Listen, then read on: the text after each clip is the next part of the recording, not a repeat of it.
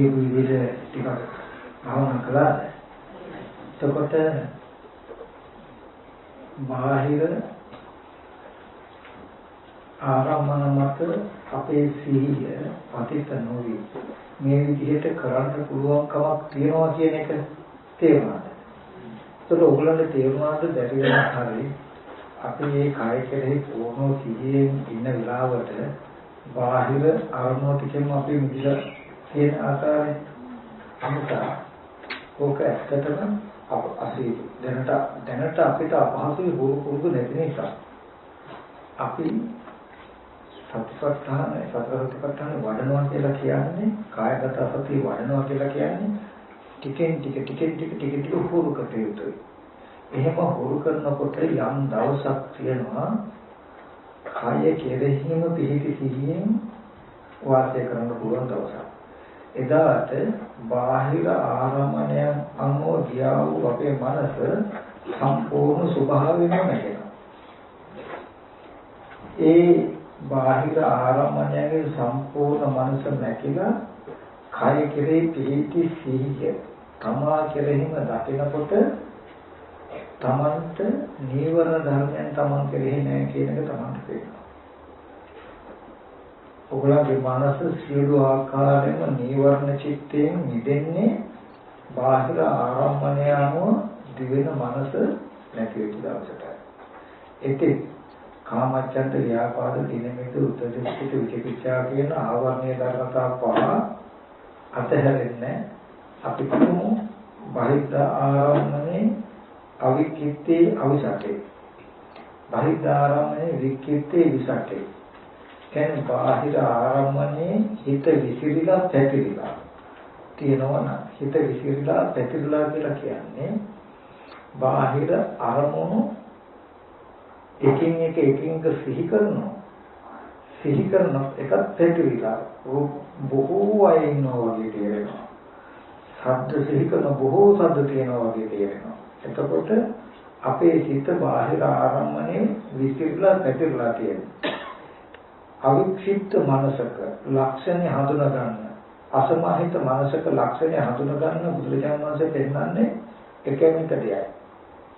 හිත සමාධිමත් නොවුණු මනසක ලක්ෂණය.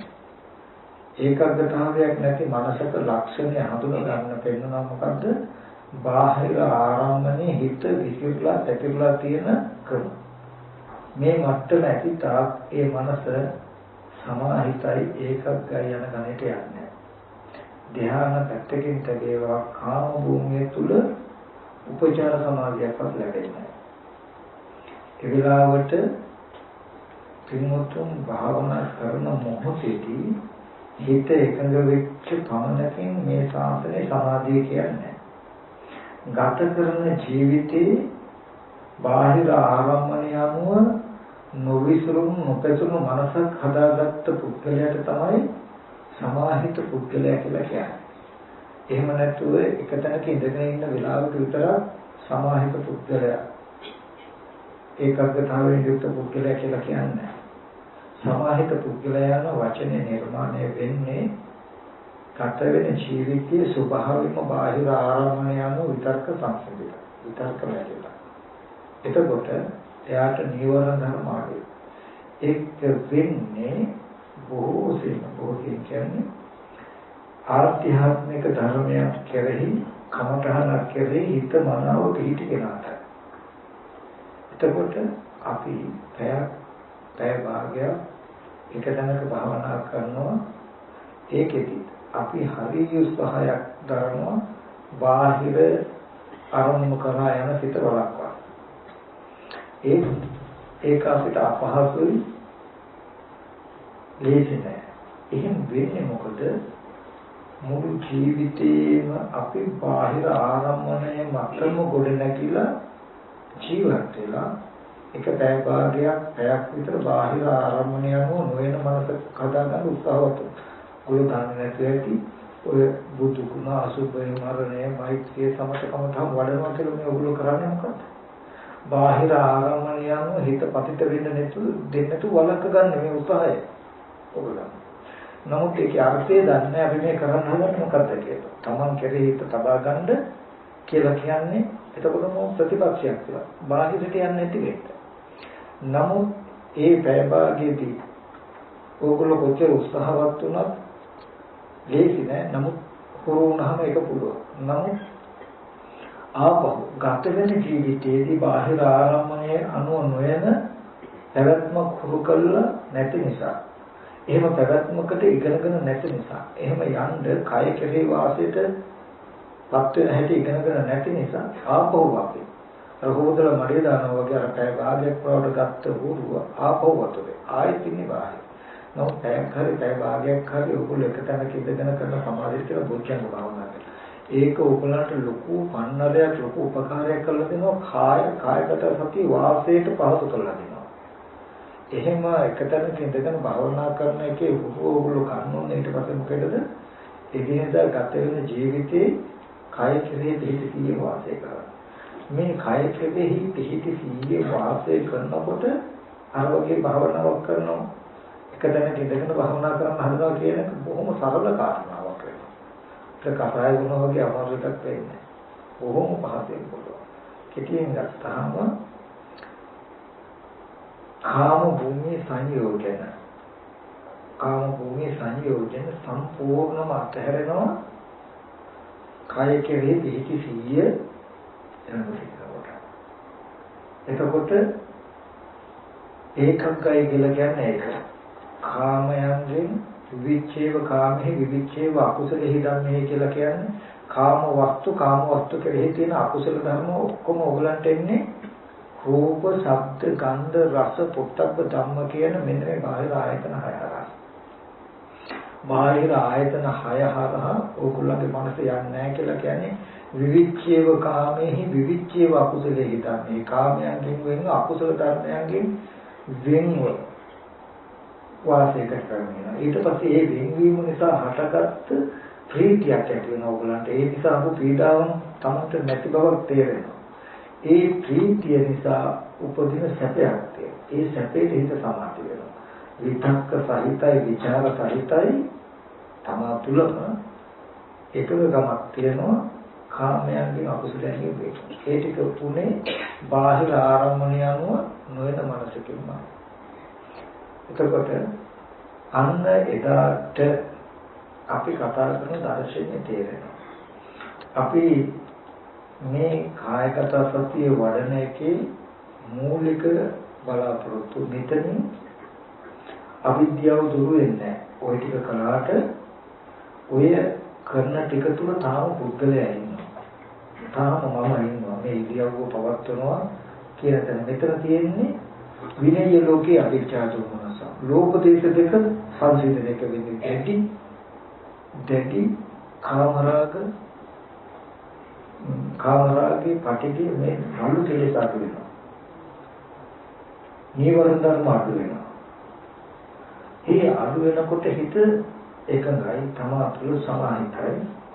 එදාට අපි කතා කරන දර්ශනය තේරෙනවා පේනවා. මොකක්ද අපි කතා කරන දර්ශනය? මොකක්ද බලන්නද මේ යන්නේ? චතුරාර්ය සත්‍ය. මොකක්ද දුක ඇතිවීම නැතිවීම නැති කරන මත. අන්න ඒ ටික තේරුම දැක්කොත් කියන ditthi සම්පන්නයි කියලා. ඒ ටිකේදී පෙන්වන්නේ මෙන්න මේ කාරණාව. මොකද්ද? මේ පටිච්චසමුප්පාද ධර්මයේ පෙන්වන්නේ ඇත්තට මේ චතුරාර්ය සත්‍ය පෙන්වන්නේ.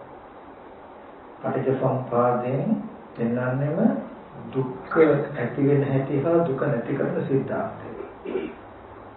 ඒකෙදී බුදුරජාණන් වහන්සේ අපි ඒ දර්ශනයට පස්සේ මේ කමඨහන පිළිබඳව අපි ඉස්සෙල්ලා හොඳට දක්ෂ වෙන්න ඕනේ. එතකොට මේ අපි චතුරාර්ය සත්‍ය අවබෝධය කත යුතුයි කියලා කල්යාණ මිත්‍ර ඇසුරෙන් සත්‍යර්ම ශ්‍රවණේ දුක අහගත්තා. දුක ඇති වෙන හේතුව අහගත්ත, මේ හේතුව නැතිවොත් දුක නැති වෙනවා කියලා අහගත්ත. ඒ නිසා දුක නැති කරන්න මේ පංච උපාදාන ස්කන්ධය පිළිසඳ දැක්ක යුතුයි කියලා කියනවා. දැන් අපිට රූපයේ ඇත්ත බැලුවට පේන්නේ. වේදනා සංඥා සංඛාර කියන චෛතසික ධර්ම මොනවද? ඒක ඇති වෙන හේතු මොනවද කියලා දන්නේ නැහැ. හිත යොමු කළා සිහි කළා බැලුවොත් ඒව දන්නේ නැහැ. ඒව පේන්නේ නැහැ. නාම ධර්ම ගැන මේ මට්ටමේදී නොපෙනීම පුදුමයක් නෙමෙයි. මොකද කාම ලෝකේ කියලා කියන්නේ නාම ධර්ම ටික වැය වෙලා රූපයක් පෙනෙන මට්ටම. ඒ කියන්නේ පින්වතුන්ට යම් රූපයක් හම්බ වෙන්නේ චිත්තචෛතසික කියන නාම ධර්ම ටිකත් වැය වෙලයි. නමුත් ඔයගලන්ට නාම ධර්ම පේන්නේ නැහැ. දැන් අපිට මේ කෙලින්ම මේ රූපයක් හම්බ වෙනවා මිසක මේ රූපය විදින වේදනා චෛතසිකේ හඳුනන සංඥා චෛතසිකේ බෝධිය කියලා හිතන එක සංකාරේ මේ දැන ගන්නවා කියන එක විඥානය කියලා මේ රූපය ආරම්භය මෙහෙම නාම ධර්ම ටිකක කෘත්‍යකුත් වෙලා තමයි අපිට රූපය පිළිබඳ දැනුමක් එන්නේ. නමුත් නාම ධර්ම ටිකේ ක්‍රියා ටික අපිට හම්බ වෙන්නේ නැහැ. අපිට ඒ නාම ධර්ම ටික වැදලා හම්බ වෙන රූපය. මම හම්බ වෙන රූපෙට ඇලෙනකොට නාම ධර්ම ටිකේ ඇලිලා. හම්බ වෙන රූපෙට ගැටෙනකොට නාම ධර්ම ටිකේ ගැටිලා. හම්බ වෙන රූපයට දකිනකොට ඒ අනුගේ නාම ධර්ම ටිකේ ඇත්ත දකලා. රූපේම හම්බ වෙනවා කියන තැනක ඇලිලා වැටිලා ඉන්න මට්ටමට කියනවා ඕරම් භාගී සංයෝජන කියලා. ඊට පස්සේ අපි මේ නීවරණ ධර්ම අඩු කරලා ඒක සමාධි කරන්නේ මේ රූපය වැය වෙලා නාම ධර්ම ටික ප්‍රකට වෙන දවසක් එනවා.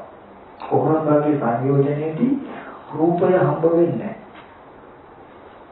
රූපය හම්බ වෙන්නේ රූපේ යෙදිලා රූපය වැය වෙලා හම්බ වෙන නාම ධර්ම ටිකුයි හම්බ වෙන්නේ. අපි උදාහරණයක් ගත්තොත් අද අපේ රූපේ පෙරුණ වෙනකොට එයා හඳුන ගන්නවා මේ රූපයක හැඩතල හඳුනන කමම සංඥාව. මේ රූපේට හිතනවා කියලා කියන්නේ අපි සංඥාව වලින් සංකාර කරන්නේ. කියලා මේ හිතේ තියෙන දැන් මේ සියුම් අපි රල්ලින්ද අපිට පේන්නේ මේ සියුම් නාම ධර්ම ටික ප්‍රකට වෙනවා සංඥාවක්ම ඉපද නිරුද්ධ වෙනවා. ඇසිරේ රූපයක් අහම රූප සංඥාවක්ම ඉපද නිරුද්ධ වෙනවා. සත්‍ය සංඥාවක් ඉපද නිරුද්ධ වෙනවා කියන තැනකට එනකන් අපිව ගේනවා. ඒක හම්බ වෙන්නේ උත්තම භාගී සංයෝජන වල. ඒ අනාගාම වලට පස්සේ.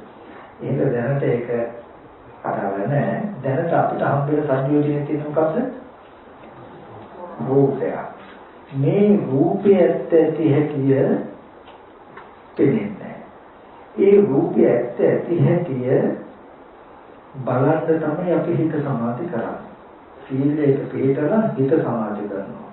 මෙහෙන් සීලෙ කෙරෙන්නත් සීලය රැකෙන්නත් මෙහෙන් සමාධිය ඇති වෙන්නත් කියන මේ ධර්මතා දෙකට අනුග්‍රහ පිණිස තමයි සතිපට්ඨානේ කායගත සතිය.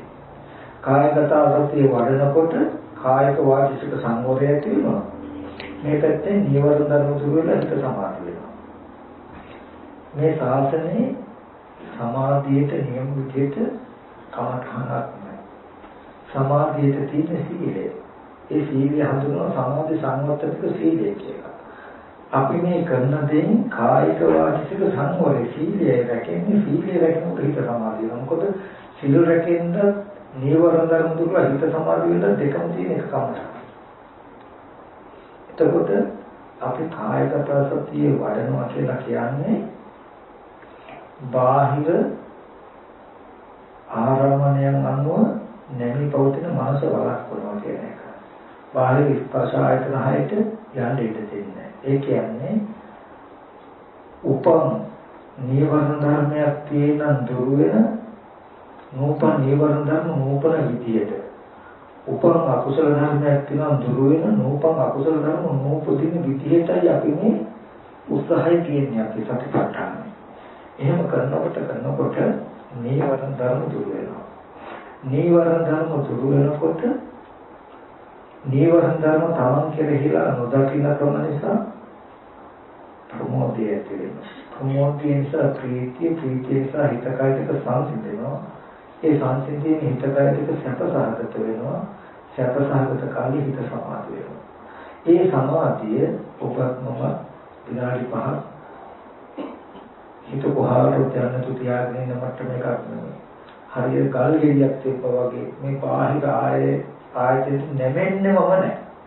මොන විදිහටවත් යන්නේ නැහැ. තමන් කෙරෙහිම පිහිටි සිහියක් තියෙනවා. හිතේ විසිරුණකම එන්නේම නැහැ. ඊගාවට ඒ සමාධියට මේ කාම සංඥාව අපිට මේ පේන මට්ටමට කියන්නේ කාම සංඥාව කියලා. කියන්නේ කුසල විතරකයක් ඇති වුණොත් මේ මට්ටම මේ හඳුනන සිතට පෙනෙන මේ මට්ටම ඕදානික රූප විතරයි පේන්නේ. මේ සංඥාවම වෙනස් වෙනවා ඒ සමාධියට. අපි කියමු මේ අවකාශ ධාතුවේ අද අපිට නොපෙනෙන රූප පේනවා. මේ පෙනෙන රූප විනිවිද පේනවා ඒ සමාධියට.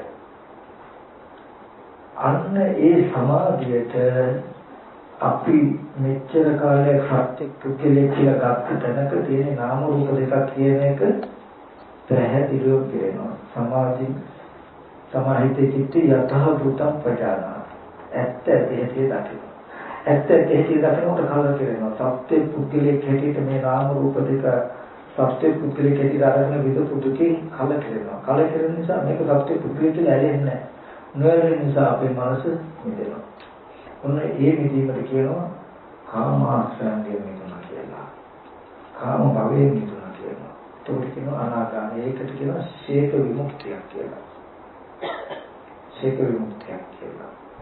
එතකොට මේ මට්ටමේ මුල් සමාධිය කරන්නේ ඕරම් භාග්‍ය සංයෝජන තුරු වෙන්නේ. ඊට පස්සේ එයාට මේ ක්‍රියාවෙන් බැලුවා. රූපේක සංයෝජන නැහැ. හැබැයි මේ නාම ධර්ම ටික එයාට ප්‍රකටයි. ඒ නාම ධර්ම මේ සංඥාව ගත්තාම මේ සංඥා තුළ රූපය දෙකට වෙන කම තියෙනවා. ඒක අපි කියනවා කතා කරමු. එතකොට අපි මේ යන ගමන් මඟ තියෙන මේ විදිහට. දැනට අනේ අපි ඉච්ඡර උහෙම යන්න දන්නේ කොහොමද කියලා ප්‍රාර්ථනාවක් අවශ්‍ය නැහැ. ඔයගලන්ට එක තැනකයි එක දෙයයි කරන්න ඕනේ. මොකක්ද? අප්‍රමාදීව කාය කෙරේ පිටි සිහිය වුරු කරන්න. මේ සිහිය බාහිර ආරම්භණයන්ගෙන් ඔයගොල්ලෝ වෙන් කළා, නීවරණ ධර්මයන් දුරු කළා, කාමයන්ගෙන් මුදවලා, කාය කෙරේ පිහිටවලා, ප්‍රමෝදය ඇති වෙන තැන දක්වා කියන ශේත්‍රයේ මේ ධර්මතාවයෙන් හදනවා. ඒ ධර්මතාවයට අයිති වැඩක් ඒක. අපිට ටිකක් තියෙනවා නම් අපිට කරන්න තියෙන එකට වතුර පාරක් ගන්න. හොදලා ඒක පිරිසුදු කරන වතුර ටිකටයි වැඩ. අපි ඒක අතින් අයින් කරන්න යන්නේ නැහැ. අපි කරන්නේ වතුර පාර දිහා යනවා හොඳට වතුර පාර ගන්න. ඒ වගේ එතකොට එයාටත් අයිති වැඩක් තියෙනවා. ඒ වගේ මේ කායගත සත්‍ය සතිපට්ඨාන කියන්නේ සත්‍යයන්ගේ පිරිසිදු බවක් ඇති කරනවා. හැඟීම් වැළපීම් නැති කරනවා, දුක ගෙවා දානවා, මාර්ගඵල ලබා දෙනවා, නිවන සාක්ෂාත් කරනවා කියන කාරණා ටික කරලා දෙනවා.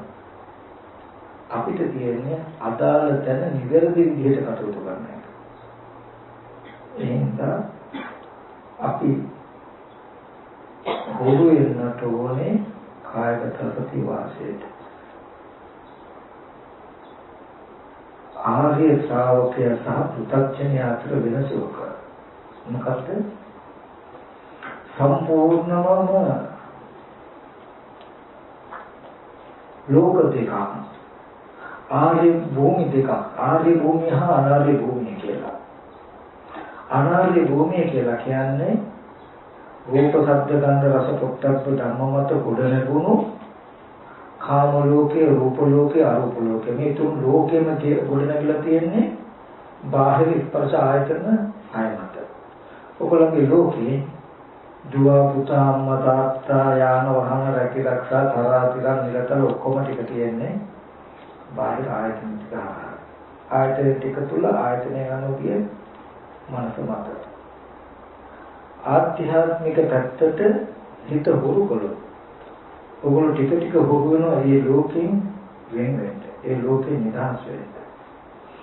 ඒ අපිට වගේම තමයි දෙවියන්ගේ දිව්‍ය ලෝකය, බ්‍රහ්මයන්ගේ බ්‍රහ්ම ලෝකය, අරූපී බ්‍රහ්මයන්ගේ අරූපී බ්‍රහ්ම ලෝකය නිර්මාණය වෙලා තියෙන්නේ බාහිර ආයතන හය මත.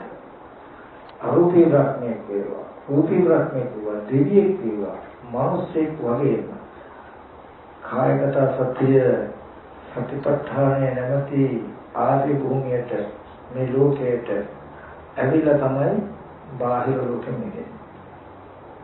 එතකොට අපි හුරු කරන්නට ඕනේ මොකද්ද? ලෝකයේ දුකයි. දුක ඇති කරන්නේ මේ ලෝකෙට තියෙන තණ්හාව නිසායි. තණ්හාව නැති කළොත් ඒ දුක නැති වෙනවා. මේ කායගත සත්‍ය දුක්ඛ නිරෝධ ගාමී ප්‍රතිපදාවයි කියලා ගතට කමක්. කිසිම වෙලාවක අර්ථය වෙනසක් නැහැ. මොකද කායගත සත්‍ය නියෝජනය වෙනවා ආර්ය අෂ්ටාංග මාර්ගයේ. උළු කායගත සත්‍ය වඩනකොට ලෝකයේ ඇති කරන තණ්හාව ගෙවනවා. තණ්හාවෙන් නිර්මාණය කළ ලෝකය ජීවත් වෙන එක නතර කරනවා. ඒ ලෝකයේ ඇත්ත වෙලා ඇති වෙන දුක් දුන්නස් සෝක පරිදේය ඔගලන්ට ගෙවා දානවා. මරණයෙන් පස්සේ මේ දැන් මේ ජීවිතයේ තියෙන දුක. අද කායගත සත්‍ය වේදුහා මරණයෙන් පස්සේ ඒ ලෝකෙ මිදෙනවා නම් ඒක නිකන් ආමුදයක් වෙනවා. එතකොට මේ සතිපට්ඨානයේ ආනිසංස ටික තේරුම් ගන්න. අපි සතිපට්ඨානය කියන එක සූත්‍රය කියන එක නිකන් අහපු නිකන් ඉගෙනගත්ත තව වචන ටිකක්. නමුත් බලන්න සතිපට්ඨාන සූත්‍රයට අර්ථ විවරණයක් කරනවා. මොකද්ද? බුදුරජාණන් වහන්සේ සතිපට්ඨාන සූත්‍රය විස්තර කරන්න ඉස්සර වෙලා සතිපට්ඨාන සූත්‍රය දේශනා කරන්න ඉස්සර වෙලා සූත්‍ර වර්ණනාවක් කරනවා. මොකද මේ සූත්‍ර වර්ණනාව තමයි සිංහනාදයක් කරනවා. ඒ කාරණාවය වික්‍රේ මග්ගෝ සත්තාන විසුද්ධිය සෝක පරිද්දවන සමතික්කමාය දුක්ඛ දෝමනසානං අත්ංගමාය ඥායස්ස අධිගමාය නිපානස්ස සච්චිකිරියයි යදේ චතර සතිපට්ඨාන. එයි මෙහෙම ඉස්සෙල්ලා සූත්‍ර වර්ණනා කරන්න කියලා අහනවා. යම්කිසි මානසේ කම්බිලි කියලා කම්බිලි විකුණන්න ගත්තොත් ඉතින් ඕනේ කට්ටිය ඕනේ කියලා නිකන් ඉන්නවා. මුදල් ආරෙන්නේ නැති කට්ටිය වැඩක් නැහැ කියලා ඉන්නවා. එයා වර්ණනාව කළා මේ අහවල් කසේ නගරේ හදපු රන් කම්බිලි කිව්වොත් ආසහි කියලා සල්ලි දින කට්ටිය ගන්න එනවා. සල්ලි නැති කට්ටිය ගන්න දෙන්න බලන්නවත් එනවා. ඒ වගේ මේ සූත්‍ර වර්ණ මේ එකම මගයි. සත්‍යයේ පිරිසිදු බව ඇති වීම පිණිස දුක් දුන්නත් නැති කිරීම පිණිස නිවන් අවබෝධ කිරීම පිණිස එකම මගයි කියලා සූත්‍ර වර්ණාව කිව්වහම සත්‍තාව කියන අය අප්‍රමාදික මේකේ යෙදී යුතුයි කියලා අදහස ගන්නවා. එහෙම බැරි කෙනා නිකන් මේක බලන්න හරි හිත යොමු වෙනවලු මේ සූත්‍ර වර්ණාව දැකලා. ඉතින් මේ සූත්‍රයේ මේ අර්ථයේ එච්චර වටින නිසා තමයි බුදුරජාණන් වහන්සේ සූත්‍ර වර්ණනාව ඉස්සරහින් තබන්නේ. තබල මේ සූත්‍රය දේශනා කළේ. නමුත් ඒ තරම් සූත්‍ර වර්ණනාවකින් දෙන්නු මේ සූත්‍රයට සාමාන්‍ය සූත්‍රයක් අපි හැමෝම ඒක කොටස් දන්නවා. කායගත රතේ දන්නවා, වඩන හැටි සමහරට කතා කරලා තියෙනවා, ඉගෙනගෙන තියෙනවා. නමුත් මේ වගේ අර්ථයක් කරනවා වෙනම භූමියක්ම නිර්මාණය කරනවා. අපි හිතපු ලෝකය පුතග්ජන භූමිය වගේ අයින් කරනවා. ඒබඳු සුවිශේෂී කෘත්‍යයක් කරන තැනක් නේද මේ සතිපට්ඨානය කියලා කියන්නේ කියන එක අපි අහලා ඉගෙනගෙන නැහැ. අසුත පුතග්ජනයගේ සුත්තතාරේ ශ්‍රාවකයේ වෙනස් කෙරේ අසුත පුතග්ජනය මේ සතිපට්ඨාන ලෝකේ අහලා වාසියට පැමිණීමේ අර්ථය ඉගෙනගෙන නැති නිසා උරුපුරුදු කළා නැති නිසා මායාවේ පැත්තේ පවතින බාහිර ආයතන හයේ ලෝකයේ තනාගෙන මවාගෙන දුක්ඛ සහිතව ජීවත් වෙලා ඒ ධර්මයන් කෙරෙහි බැඳුණු තණ්හාවෙන් නැවත මෞකසකට යන ප්‍රතිසන්දිට යනවා. ඒ ලෝකේ දුක දැකලා ඒ ලෝකයේ නැවත දුක ඇති කරන තියෙන හේතුවත් ඒ තුල දැකලා ඒකෙන් සංවේගයට පත්‍ත්‍ය ආර්ය ශ්‍රාවකයා බුදුරජාණන් වහන්සේ කෙරෙහි විශ්වාසය තබාගෙන එයා මොකද කරන්නේ? තමන් කෙරෙහිම සම්දිත්තිකයි කියලා කියන්නේ අකාලිකයි කියලා කියන්නේ එයාට පේනවා බුදුහාමුදුරු දේශනා කළානේ ඇත්තටම මේ අකාලික ගුණය ඒ කියන්නේ කායගත සති කාය කෙරේ යොමු වෙච්ච පමණකින්ම බාහිර දුක් දුන්නත් නැගෙනවා කියලා එයාට තේරෙනවා. ඒ සම්දිත්තික අකාලික ගුණයම හේතු වෙනවා නිත්‍ය වාසයට පැමිණියෝ. එක මොහොතකට කය කෙරේ හිත යොමු කළ පමණකින් බාහිර ආරම්භණයන් සිහි වෙලා ඒ තුළ ජීවත් වෙනකොට එන දුක් දුන්නත් එන්නේ නැත්තම් නිත්‍ය වාසයට මේ කය කෙරේ සිහියෙන් පැමිණියෝ මේ දුක් ටික මේ ජීවිතේම ගෙවිලා යනවා විදිහට වෙන්නේ නැහැ කියන නෝලක් තියෙනවා. කියලා එයා නිත්‍ය වාසය වුරු කරනවා ටික ටික කායගත සතිය.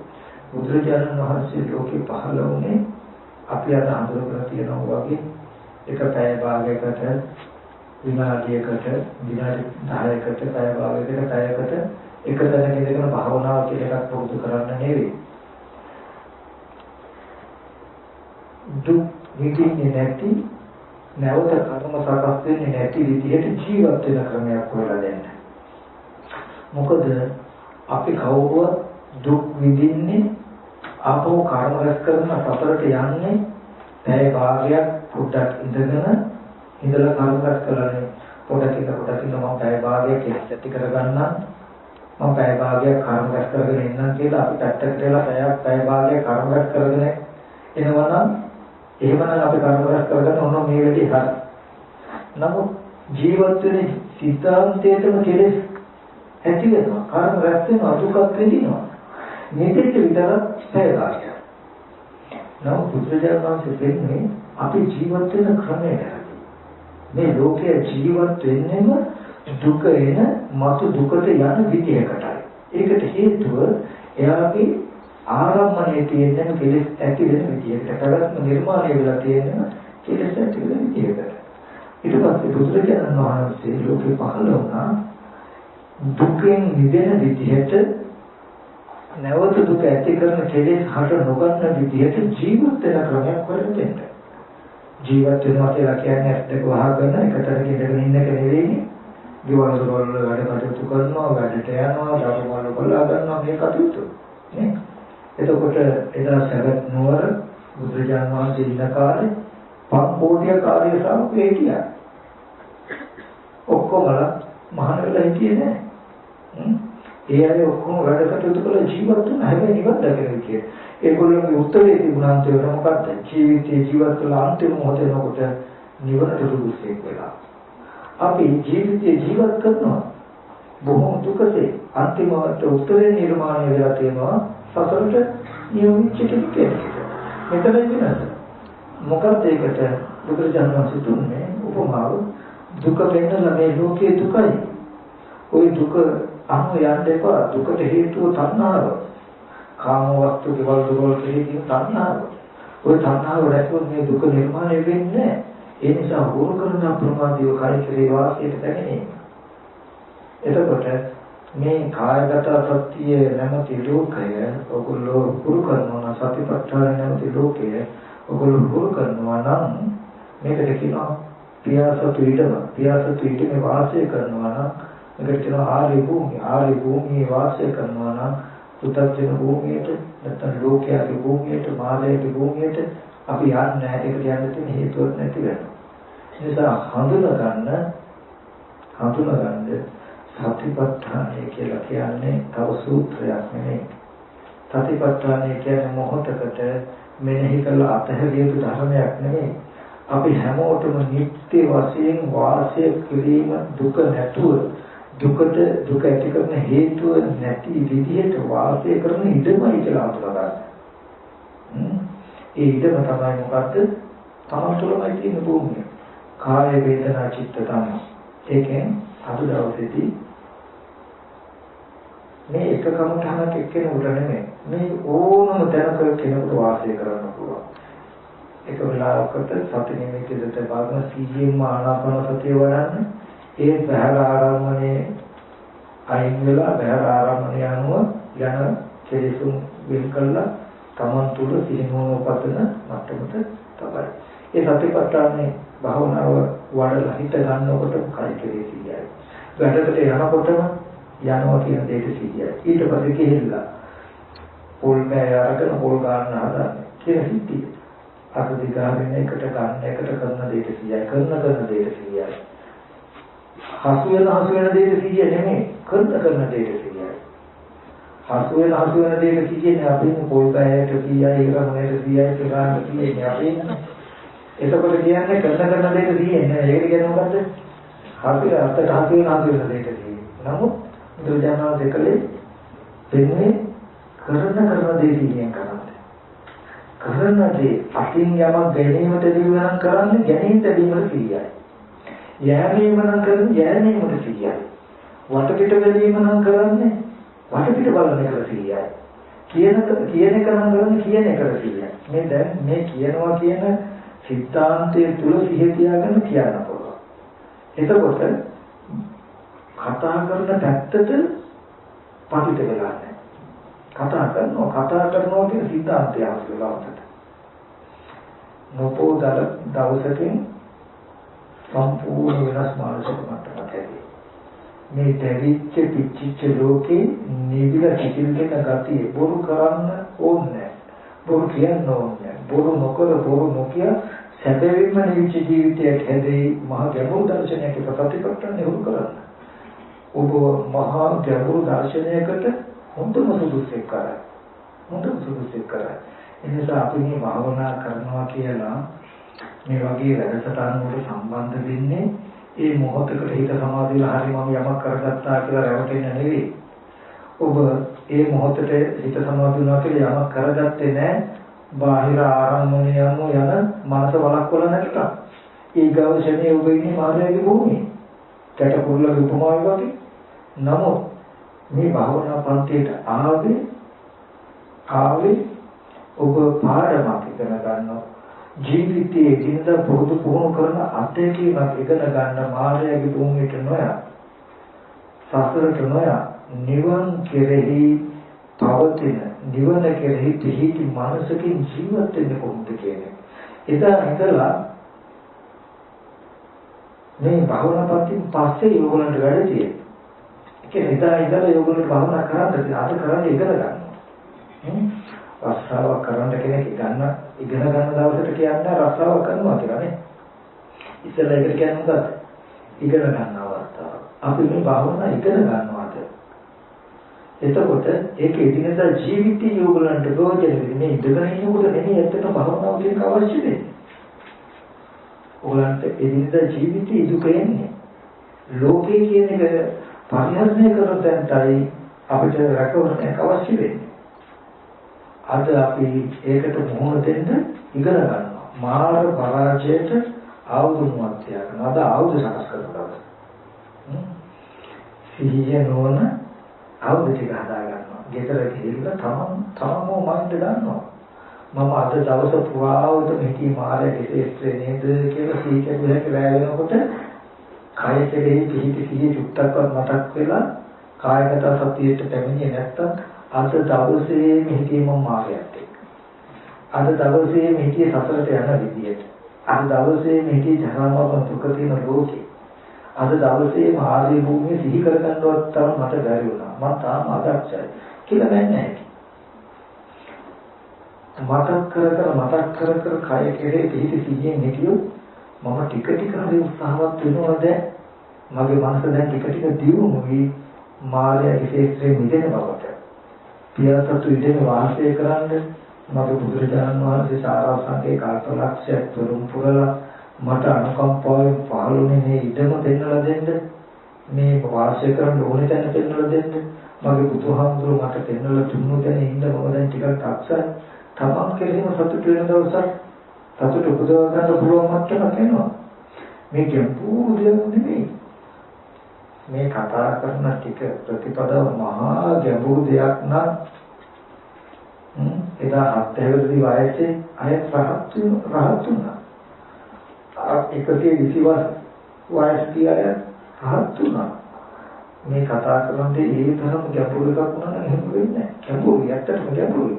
නමුත් ගැඹුරු තැනට යන්න තරම් අරගෙන යන මාවත තියෙන්නේ විනත ජීවිතයේ සිහිය දීවිය කියන ධර්මතාව දෙක මත. නෝනේ පෙන්නලා තියෙන එහෙම කරන්න ඕනේ ඊට පස්සේ තියෙන්නේ උත්සාහයෙන් නිවැරදිව සිහිය පිටවන්න. කාය වේදනා චිත්ත සංකාරකේ සිහිය පිටවන්න. සිහිය මෙහෙම පිටවන්නේ ඇයි කියන එකට නෝනයි. සම්මා දිට්ඨිය කියන එක පෙරළුම් දිනනවා. එයාට සම්මා දිට්ඨියක් තියෙනවා. මොකද්ද? බාහිර ආයතන යනවා කිය පැවැත්ම දුකමයි. ඒ පැවැත්මට හොරු කරන ඒ බාහිර ආයතන යොමු කරන තණ්හාවක් තියෙනවා මේ දුක සමුදය. ඒ තණ්හාව නැති කළොත් බාහිර ලෝක පැවැත්ම වෙන වෙනවා. මේ කය කෙරෙහි පිහිටි සිහියෙන් කටයුතු කරනකොට ලෝකේ ඇති කරන හේතු නැති වෙලා ඒ ලෝකේ නිදහස් වෙනවා. ඉතින් දර්ශනයක් තියෙන හින්දා කායගත සතිය වඩනවා. ඒක මෙයා දන්නවා කායගත සතිය නොවඩන කිසි කෙනෙකුට දුක ඇති කරන හේතු නැති කරන්නත් බෑ. දුක නැති කරන්නත් බෑ. එයාගේ මුළු ජීවිතේම දුකම විඳිනවා දුකට හේතු හදා ගන්නවා කියන තැනකයි තියෙන්නේ කියලා. ඉතින් ඒ නිසා මේ භාවනාව කියනකොට පින්වතුන් හඳුනගන්න අපිට කෙලෙස් කාම රැස් නොවේ නිවන් දකින විදිහට ජීවත් වෙන වැඩ පිළිවෙලක් ඉගෙන ගන්නවා කියන තැනක. එහෙම නැතුව අද පැය භාගයක් භාවනා කරනවා කියන තැනකින් නම් ආවේ. එහෙම නැත්නම් පැයක් භාවනා කරනවා කියන තැනකින් නම් ආවේ ඒකකට. භාවනාවක් තමයි. නමුත් ඒ භාවනා ක්‍රම මේ සාසනේ බැහැරුමක් තියෙනවා. නමුත් අපි මේ ආර්ය භූමිය හදාගන්න ඇත්තටම ආර්ය භූමිය කියලා එකක් නැහැ. හැදිලා හදාගන්න ඕනේ. අපිට දැන් තියෙන මේ ලෝකෙ විතරයි මේ විදිහේ වාසයකට පැමිණීමක් අපි විසින් හදාගන්න ඕනේ. බාහිර ලෝකෙන් අයින් වෙලා සතර ප්‍රතිපත්තියේ ලෝකේ වාසයේ පැමිණීමට ඒක හදාගන්න ඕනේ. ඉතින් ඒ ටිකයි මේ සතිපට්ඨාන සූත්‍රයේ පූර්ණ අර්ථය. ආනාපාන සතිය වැඩුවා, ඉරියාපතේ වැඩුවා, සති සම්පජන්ණය වැඩුවා, ධාතු මනසිකාරය වැඩුවා, චතු ධාතු ධාතු සාඛාරය වැඩුවා, නවසීවිතිකේ වැඩුවා. මේ හැම එකකින්ම කරලා තියෙන්නේ කය කෙරේ සිහිය පිළිතුරනවා, කය ඇත්ත පෙන්වනවා උපාය. මොකද්ද මේ කලේ උපාය? බාහිර ආරම්මණය හිත මුදවනවා. බාහිර ලෝකෙන් අයින් කරනවා. මෙතන කයේ ඇත්තක් පෙන්නනවා. නිවන ධර්මයෙන් දුරු. ඒක දුකත් පිළිසිඳ දක්වන සමුදය දුරු කරනවා. ඇත්ත පෙන්නනවා කෙලෙසියක් නැති කරනවා කියන අර්ථ දෙකක් සිද්ධ කරනවා මේ එක කමඨහනක. මේ කායගත සතියේ කමඨහන් 14ක් තියෙනවා. මේ 14 මම මෙන්න මේ කමඨහන විතරයි වඩන්නේ කියලා නෙමෙයි. ඔබේ ජීවිතයේ යෙදෙන අරමුණට මේක යොදා ගන්න. ඔබ එක තැනකදී ආනාපාන සතිය වැඩුවා නැගිටිනකොට ඉරියාපතේ. වැඩකට දුන්නොත් සති සම්පජන්ණය. එතකොට විදර්ශනා භාවනාවක් නැත්තම් පුද්ගල සත්‍යය කියලා පේන අවස්ථාවක් තියෙනවා. කය කියලා යොමු කරන්න බැරි නම් යෝනිසෝ මනසිකාරය ධාතු වශයෙන් කොම් වශයෙන් එහෙම නැතිනම් තමන්ට කය කෙරේ සිහිය පිටව ගන්න අමාරුයි. බාහිරයටම ගහගෙන යන කතිය වැඩි. එතකොට මොකද කරන්නේ? ධාතු වශයෙන්, කුණුප වශයෙන්, නවසීතික වශයෙන් මේ ධර්ම පෙන්නනවා. මේ කයත් පෙන්නනවා. අර ධර්මතාව ටිකෙන් පෙන්න ආනාපාන සති ඉරියාපත සති සම්පජන්ණය කියන එකෙන් රැකිලා තියෙන ආධ්‍යාත්මික පැත්ත. බාහිරයට යන්න නොදී ධාතු මනසිකාර වශයෙන්, කුණුප වශයෙන්, නවසීතික වශයෙන් ආධ්‍යාත්මික බාහිර වස්තු දෙක ඇත්ත පෙන්නනවා. පෙන්න යන්න දෙන්නේ නැහැ කය ක්‍රීසිය තබා ගන්න.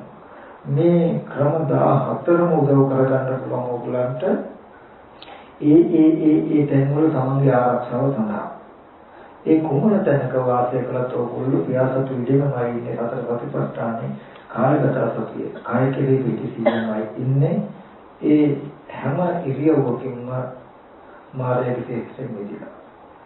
ජීවිතේ නොබෝ දවසකින් හුරු වෙනවා. මේක ඊට පස්සේ අපි දැන් විචාරණය කරනවා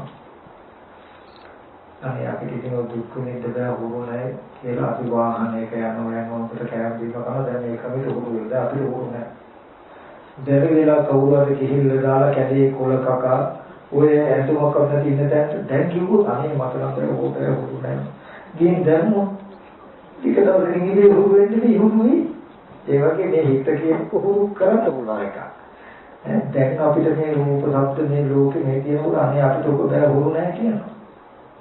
නමුත් මෙහෙමයි හුරු නැතුව මේ ඉන්නේ ආදීනව දැකලා අපි මෙහෙම හුරු කළොත් හුරු වෙනවා. ඒ නිසා සතිපට්ඨානෙ වඩනවා කියන භාවනාවේ අර්ථය මොන විදිහකට මම විශේෂයෙන් කායගත සතිය ගැන විතරක් මතක් කරන්නේ අපිට මේ මට්ටමට හැම කෙනෙකුටම අද ජීවිතයේ තුළ තියෙන රූපේ අපි ගනුදෙනු කරන්නේ රූපෙක. එතකොට තමන් කෙරෙහි ප්‍රකටයි මේ කමතහන. මෙතනින් අපිට අල්ලගත්තු සිතුල් ධර්මතා ටික අවබෝධයට අනුකම්පෙන් බැරෙනවා. ඊට අමතරව ඕනනම් යම් කිසි වේදනාවක් අපිට පහළ වෙනකොට ඒ වේදනාව කෙරෙහි හිත යොමු කරන්න පුළුවන්. එතනදී වේදනාව කෙරෙහි හිත යොමු කරනකොට ඒකෙදි ඒ වේදනාව අනුව බලනවා අපි වේදනාව නිසා බාහිර ආරම්භණයට යන්නේ නැති වෙන්නේ. අපි ඒකට උදාහරණයක් ගත්තොත් අපි කියමු දැන් එහෙම අතට වදිනකොට වේදනාවක් ආවොත් අපි ශනික වෙන්නේ මේ වටහාපත වැදුන හින්දා මේ අත දෙන්නේ කියලා හිතන්නේ. වේදනාව උදව් කරගෙන ගිහලා තින්නේ වටහාපත. නමුත් අපි හොඳට සිහියටව බලුවා. මේ රූපේ කයට වැදුනහම කය දැලුනහම ඒ කාය ස්පර්ශයෙන් ආපු වේදනාවක්ම විඳින්න ඉස්සෙල්ලා මේ වටහාපත අපි විඳලා නැහැ. නමුත් අපි තීන්දුව ගන්නේ මේ සැපේ හර මේ දුක ආවේ වටහාපතෙන් කියලා. තේරුණා? දැන් ඔයගලන්ට හොඳ පොල් කෑල්ලකින් කවුරු හරි කියවුවොත් රිදෙනවනේ. හරි. දැන් ඔයගලන්ට පොල් කෑල්ල කයට වැදුනහම කාය සම්පස්යෙන් කයට ඇලුණු නිසා කාය ස්පර්ශ වේදනාවක් ආවා මිසක පොල් කෑල්ලෙන් සැපක් දුකක් වෙන්නේ නේද? එහෙනම් මේ සැපාවේ මේ පොල් කෑල්ලෙන් කියලා පොල් කෑල්ල පෙන්නලා හරියයිද? නමුත් අපි කරන්නේ ඒක නෙමෙයිද බලන්න. ඒ වැරද්ද නොහිතන විදිහට වේදනාව පස්සනාව වඩන්නේ. වේදනාව පස්සන මේ රූපේ වගේම දැන් ඔය වැරද්ද නිසාමයි සමහර විට අපිට කාය හිතන මෘදු මට කිලුට යමක් ස්පර්ශ වුණාම කාය ස්පර්ශයෙන් නිසා අපිට වේදනාවක් දැනෙනවා. මෘදු මුලක් කම නිසා ඇති වෙන කාය ස්පර්ශයෙන් සැපයක් දැනෙනවා. කළු ගොරෝසු ස්පර්ශයෙන් නිසා දුක් වේදනාවක් දැනෙනවා. දෙකම කාය සංපස්සජ වේදනා. නමුත් අපි හිතන්නේ අනේ මේ රූපෙනේ මේ සැපේ ආවේ කියලා මේ වේදනාපච්ච සංහව යන්නේ රූපෙට. ඒ හිතයි ආයත රූප හොයන්නේ අපි. එතකොට මේ දුක මේ කටු යන හිඳයි. ඒ ගහගම යන්නේ නැහැ බයයි. නමුත් එයා දන්නවා ඒ රූපයේ ස්පර්ශයට හේතු ස්පර්ශ නිසා වේදනාව ආවේ. කිව්වහම කිසිම වෙලාවක බාහිර වස්තු උගල සැප දුක් දකින්නේ නැහැ. සැප දුක් දෙක උපදවන්න හේතු වෙන ධර්මතාවයක් වෙනවා.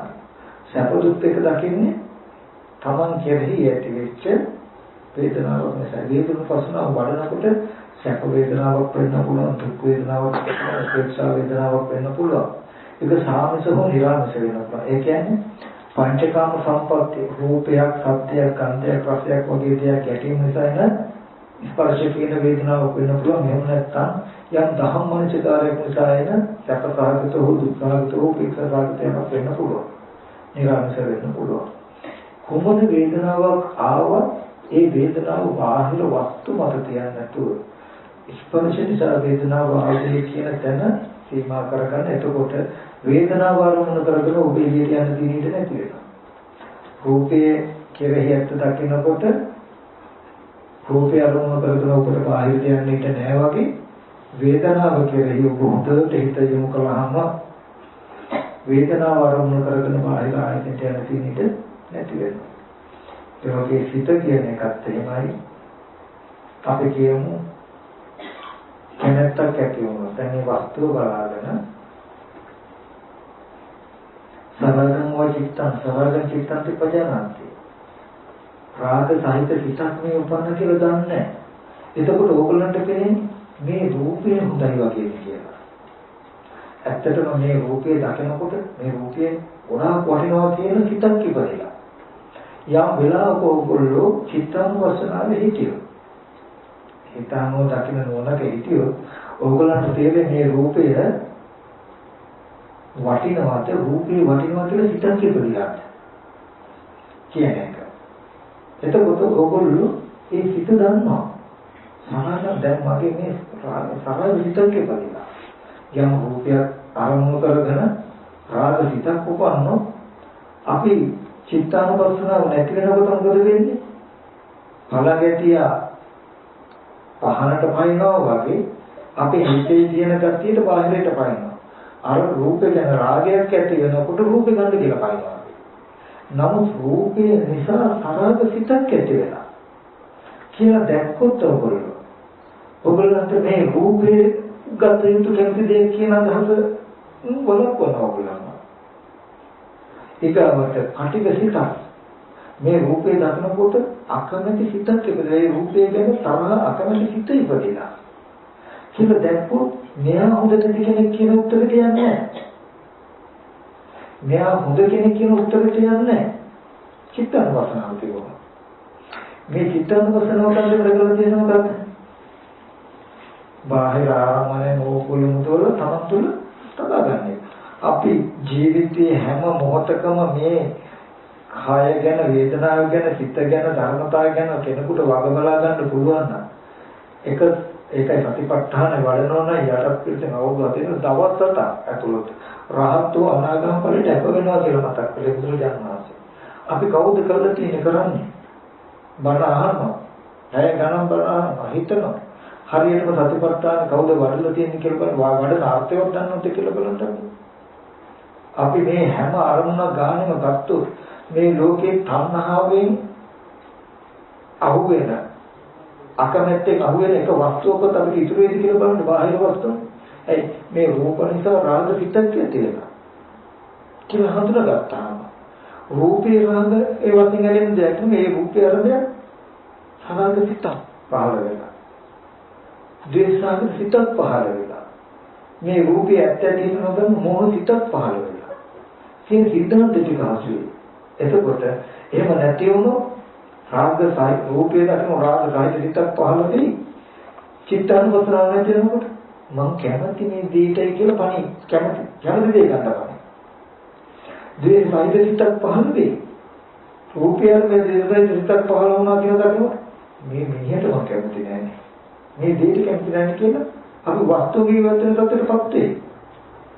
අන්න අපි ಜಾති කියන එක මේ ඇත්ත නොදකින සතිපට්ඨානේ ඇත්ත නොදකින හොඳ ලස්සන පුද්ගලෙක් නිර්මාණය කරගෙන අකමැති පුද්ගලෙක් නිර්මාණය වෙලා අපි ලස්සන පුද්ගලයන් නිර්මාණය කරගෙන ඇවිල්ලා අකමැති පුද්ගලයන් නිර්මාණය කරගෙන කෙටිලා සතිපට්ඨාන චිත්තානුපස්සනාව කියුවොත් එහෙම වෙයිද? නෑ.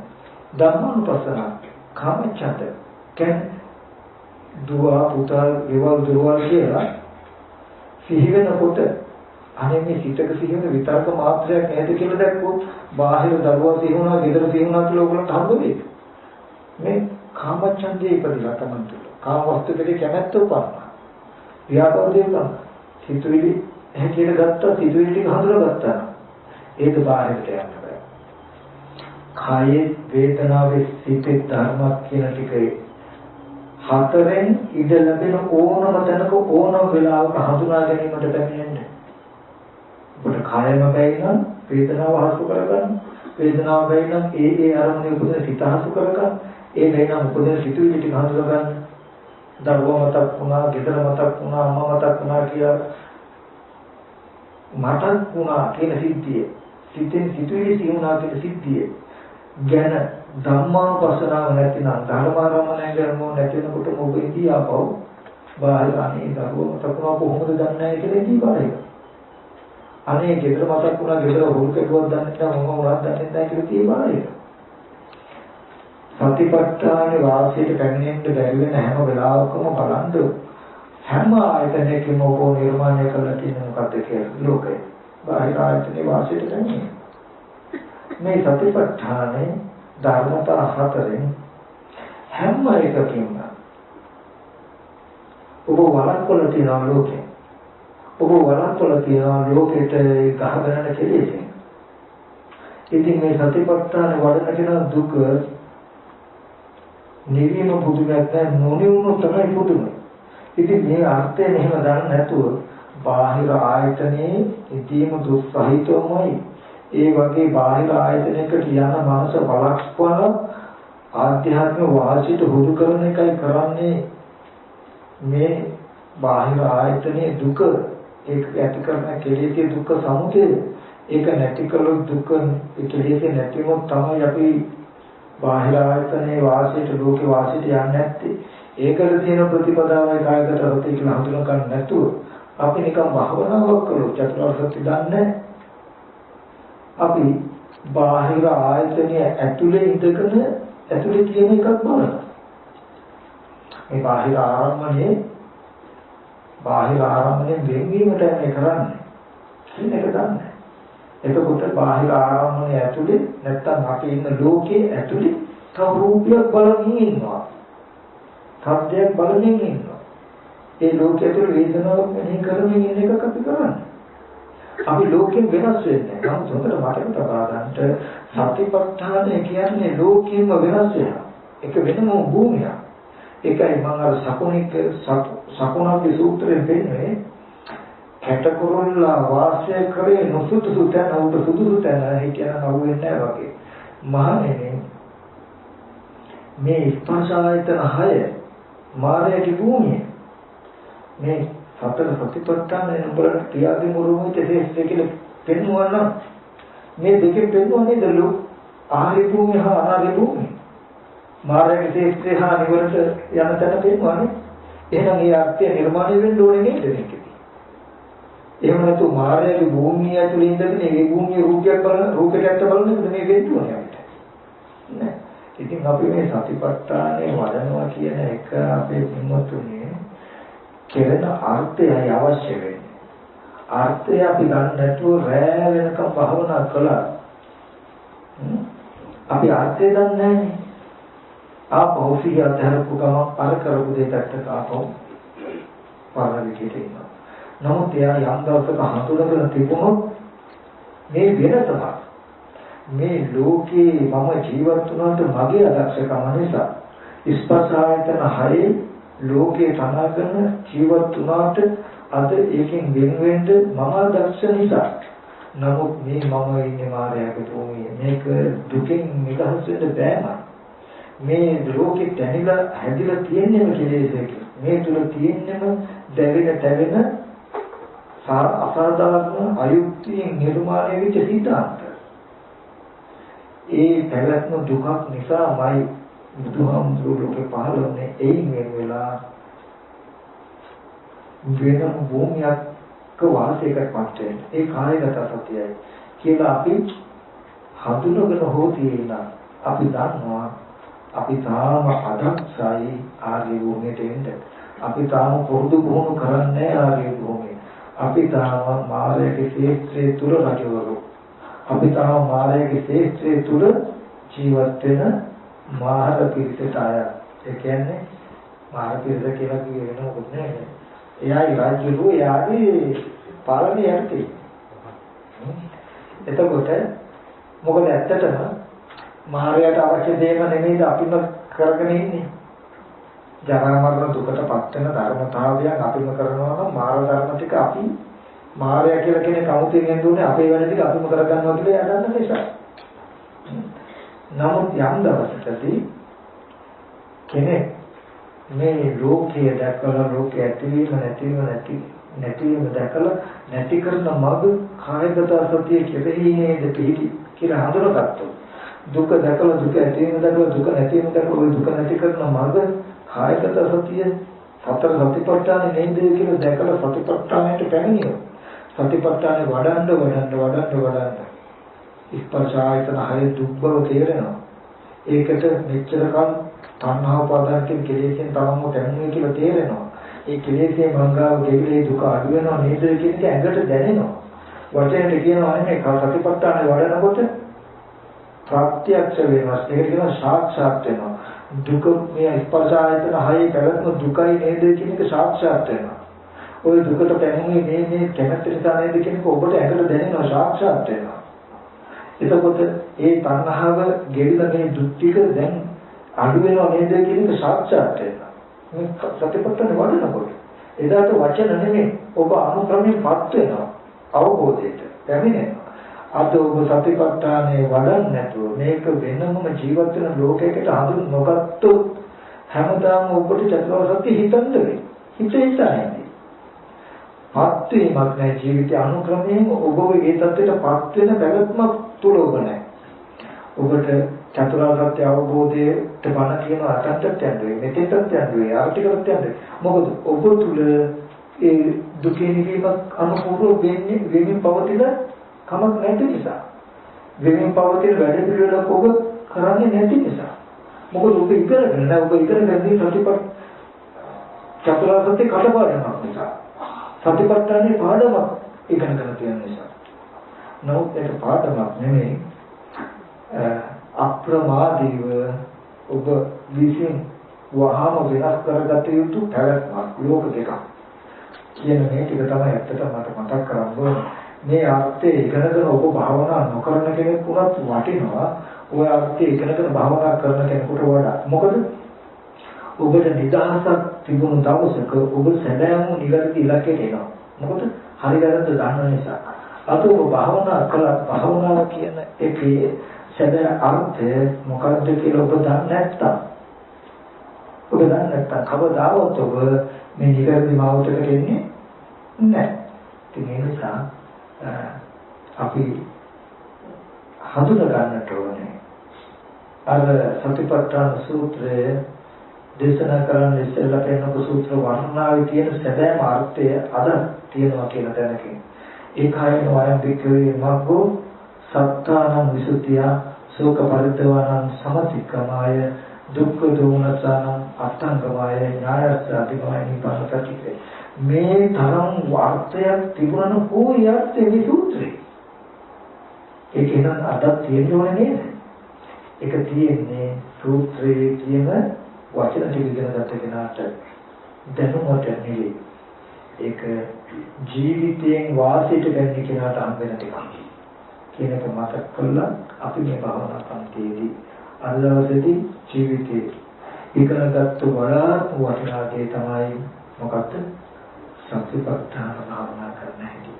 ඒක පැයකට දෙකකට පැය භාගයකට දවසකට නෙමෙයි. නිරන්තරයෙන් අපේ භූමිය කරගන්න තැන දක්වාම ඔබ පුහුණු කොට යුතුයි. හැම ඉරියව්වක් පාසා ඉඳගෙන ඉන්නකොට ආනාපාන සතිය වඩන්න, නැගිටිනකොටම ඉරියාපතේට, වැඩ කටයුතු කරනකොට සති සම්පජානනයට. අත්තරක් නැතුව එහෙම නැතුව දැන් බලන්නකෝ ඔගොල්ලෝ පැය භාගයක් හරි පැයක් හරි භාවනා කරනවා. හොඳට භාවනා. නැගිටින්න පස්සේ ඔයගොල්ලෝ මනසට පිටක් ඉස්සරහක් තියෙනවද? මොකද ආපහු වෙනදා දේවල් වල කටයුතු කළා වගේ ඔය ඉන්න එක මිසක ඊට පස්සේ ඕගොල්ලන්ව ආවරණය කරන්න යමක් නැහැ. සතිපට්ඨානේ මුකුත් නැහැ. නමුත් මේක අතුරු නැතුව පැතිරෙන වතුරක් වගේ. මේ අපිට සතිපට්ඨානේ අඛණ්ඩවම යෙදෙන්න අවස්ථා තියෙනවා. දෙකන භාවනා කරලා නැගිටිනකොටම වැඩ කටයුතු කරන විදිහ හැබැයි ඉරියව්වට සිටින්න. ටිතෝ මේක පදනත් කයි කරේ. මේ විදිහට අඛණ්ඩව ගන්න ඊට පස්සේ කය වගේම වේදනාව කෙරෙහි සිත කෙරෙහි ධර්මාරම්මණය කෙරෙහි සිහිය යොමු කරන්න මේ හැම සිද්ධියකින්ම හැම කරුණකින්ම අපි බලාපොරොත්තු වෙන ප්‍රධාන ඉලක්කය මොකද්ද?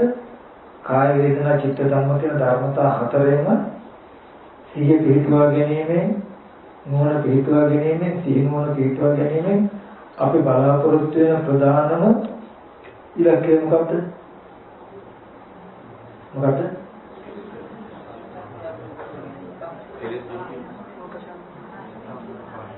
බාහිර ආයතන 6 අනුව ගිය මනස වලක ගන්න එක. ඇයි? ඒක තමයි දුක. දුක්ඛ සත්‍ය කියලා කියන්නේ මේ බාහිර ආයතන හයano මනස. ඒකට අයිති මේ ඇහැ කන දිව නාසය. මේ පෙනෙන රූපය හරහයි පෙනෙන රූපය ඇත්ත නොදැකීම හරහයි පෙනෙන රූපේ ඇලීම මතයි ඔබට ඇහැ ලැබුණේ. අද මම විශ්වාස කරන්නේ නැති ඕන කියලා තියාගන්න. පෙනෙන රූප ආයතනය හරහයි ඔබට කන ලැබුණේ. ඔබට ඇහැ කන දිව නාසය ශරීරය ඔබට ලැබුණු ටික. අද ඔබවයි පනව ගන්න පුළුවන් ටික ලැබුණේ බාහිර ආයතනයන් වලදී ඔබේ මනසෙන්. මේ ලෝකය ඔබට මම මතක් කළේ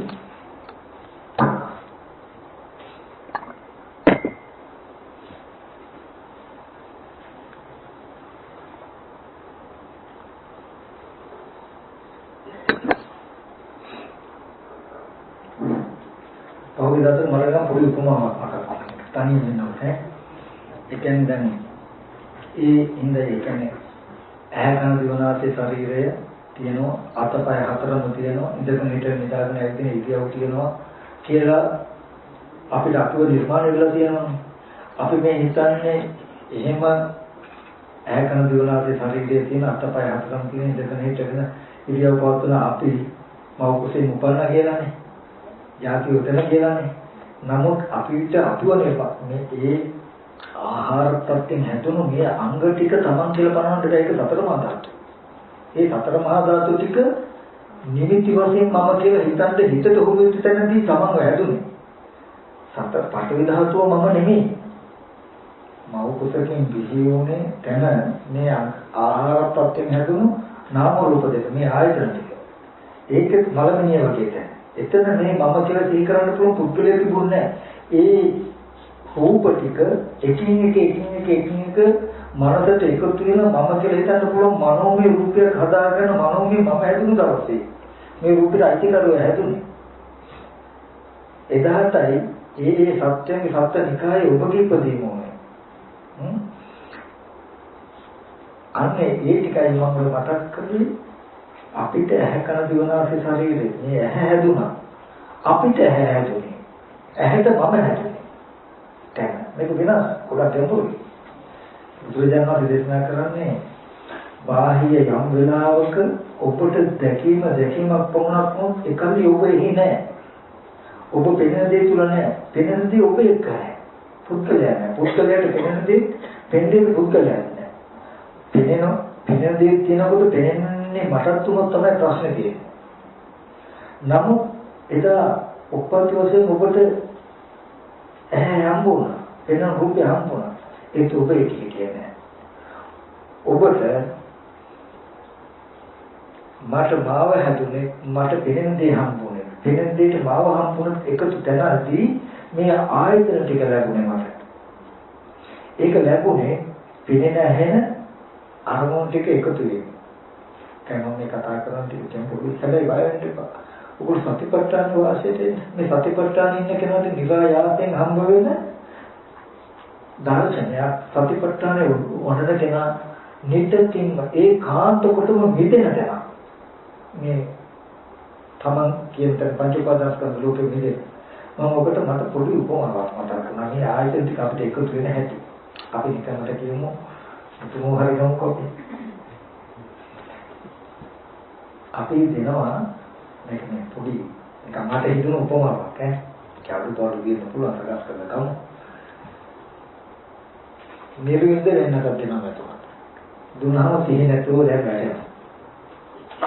සිහි එනකොට මුළු ඇඟම වහන හොඳට උතරනවා. සිහි එද්දිත් ඇස් දෙක විතරක් තේන්න තියෙනවා. ඇඟ කොහොම වහලා එයාට ඇඟ පේන්නේ නැති වෙන්න එයාට එයාගේ මූණ පේන්නේ නැහැ. ඇස් දෙක විතරයි දැන් පේන්නේ. කිසිම කණ්ණාඩියක් හෝ ඡායාවක් පේන තැනකට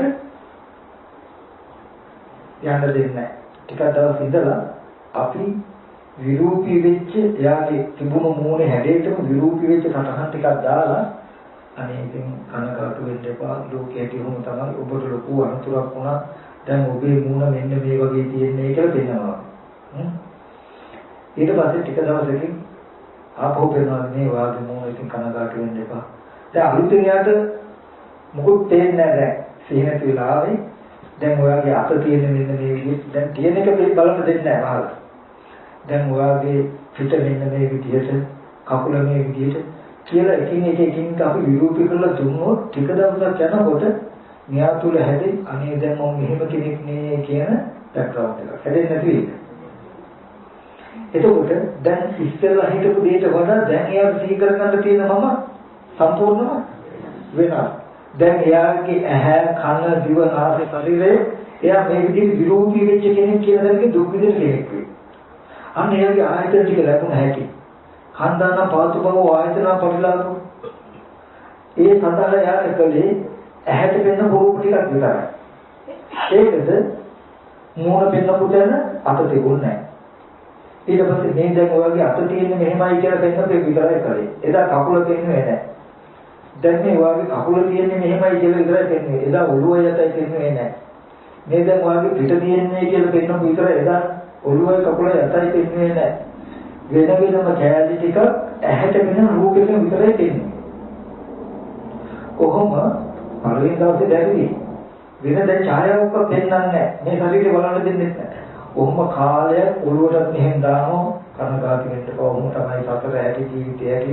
නමුත් අපි ඉන්නවා. නමුත් මේ ශරීරය හොඳට තියෙනවා. නමුත් දැන් අපි මේ කියනවා. අපි ඉන්නවා ඔයාව එහෙම මෙව කරන්නේ අපි මෙහෙම වුණා කියලා. කියලා ඔළුවට හදනවා මෙහෙන් හදලා මේ ටික වෙනවා. කාලයක් යනකොට නොබෝ දවසක් යනකොට નિરાයාසයෙන් මෙයාට දැන් මම මෙහෙමයි කියන එක තමයි සීකර ගන්න තියෙන්නේ. එයාට එයා සැප දුක් විඳින්නේ මේ මම කියලා ඒ හැඩේ. ඕකම නෙමෙයි පොඩි කාලේට ඔබට මට අදටත් වෙනවා තියෙන්නේ. පොඩි කාලේ තිබුණු රූපෙට ඔබ කණ්ණාඩියෙන් බලලා වතුරෙන් බලලා අතපය බලලා දැන් මම කිව්වා. ඊට පස්සේ තව ටිකක් ওই රූපේ වෙනකොට ඒ තියෙන මට්ටමකට මම කිව්වා. දැන් තියෙන මට්ටමකට මම කියනවා. අවුරුදු 5 කාලේ රූපෙටත් මම කිව්වා. අවුරුදු 10 කාලේට රූපේ මම කිව්වා. අවුරුදු 20 කාලේ රූපෙටත් මම කිව්වා. අවුරුදු 30 කාලේට මම කිව්වා.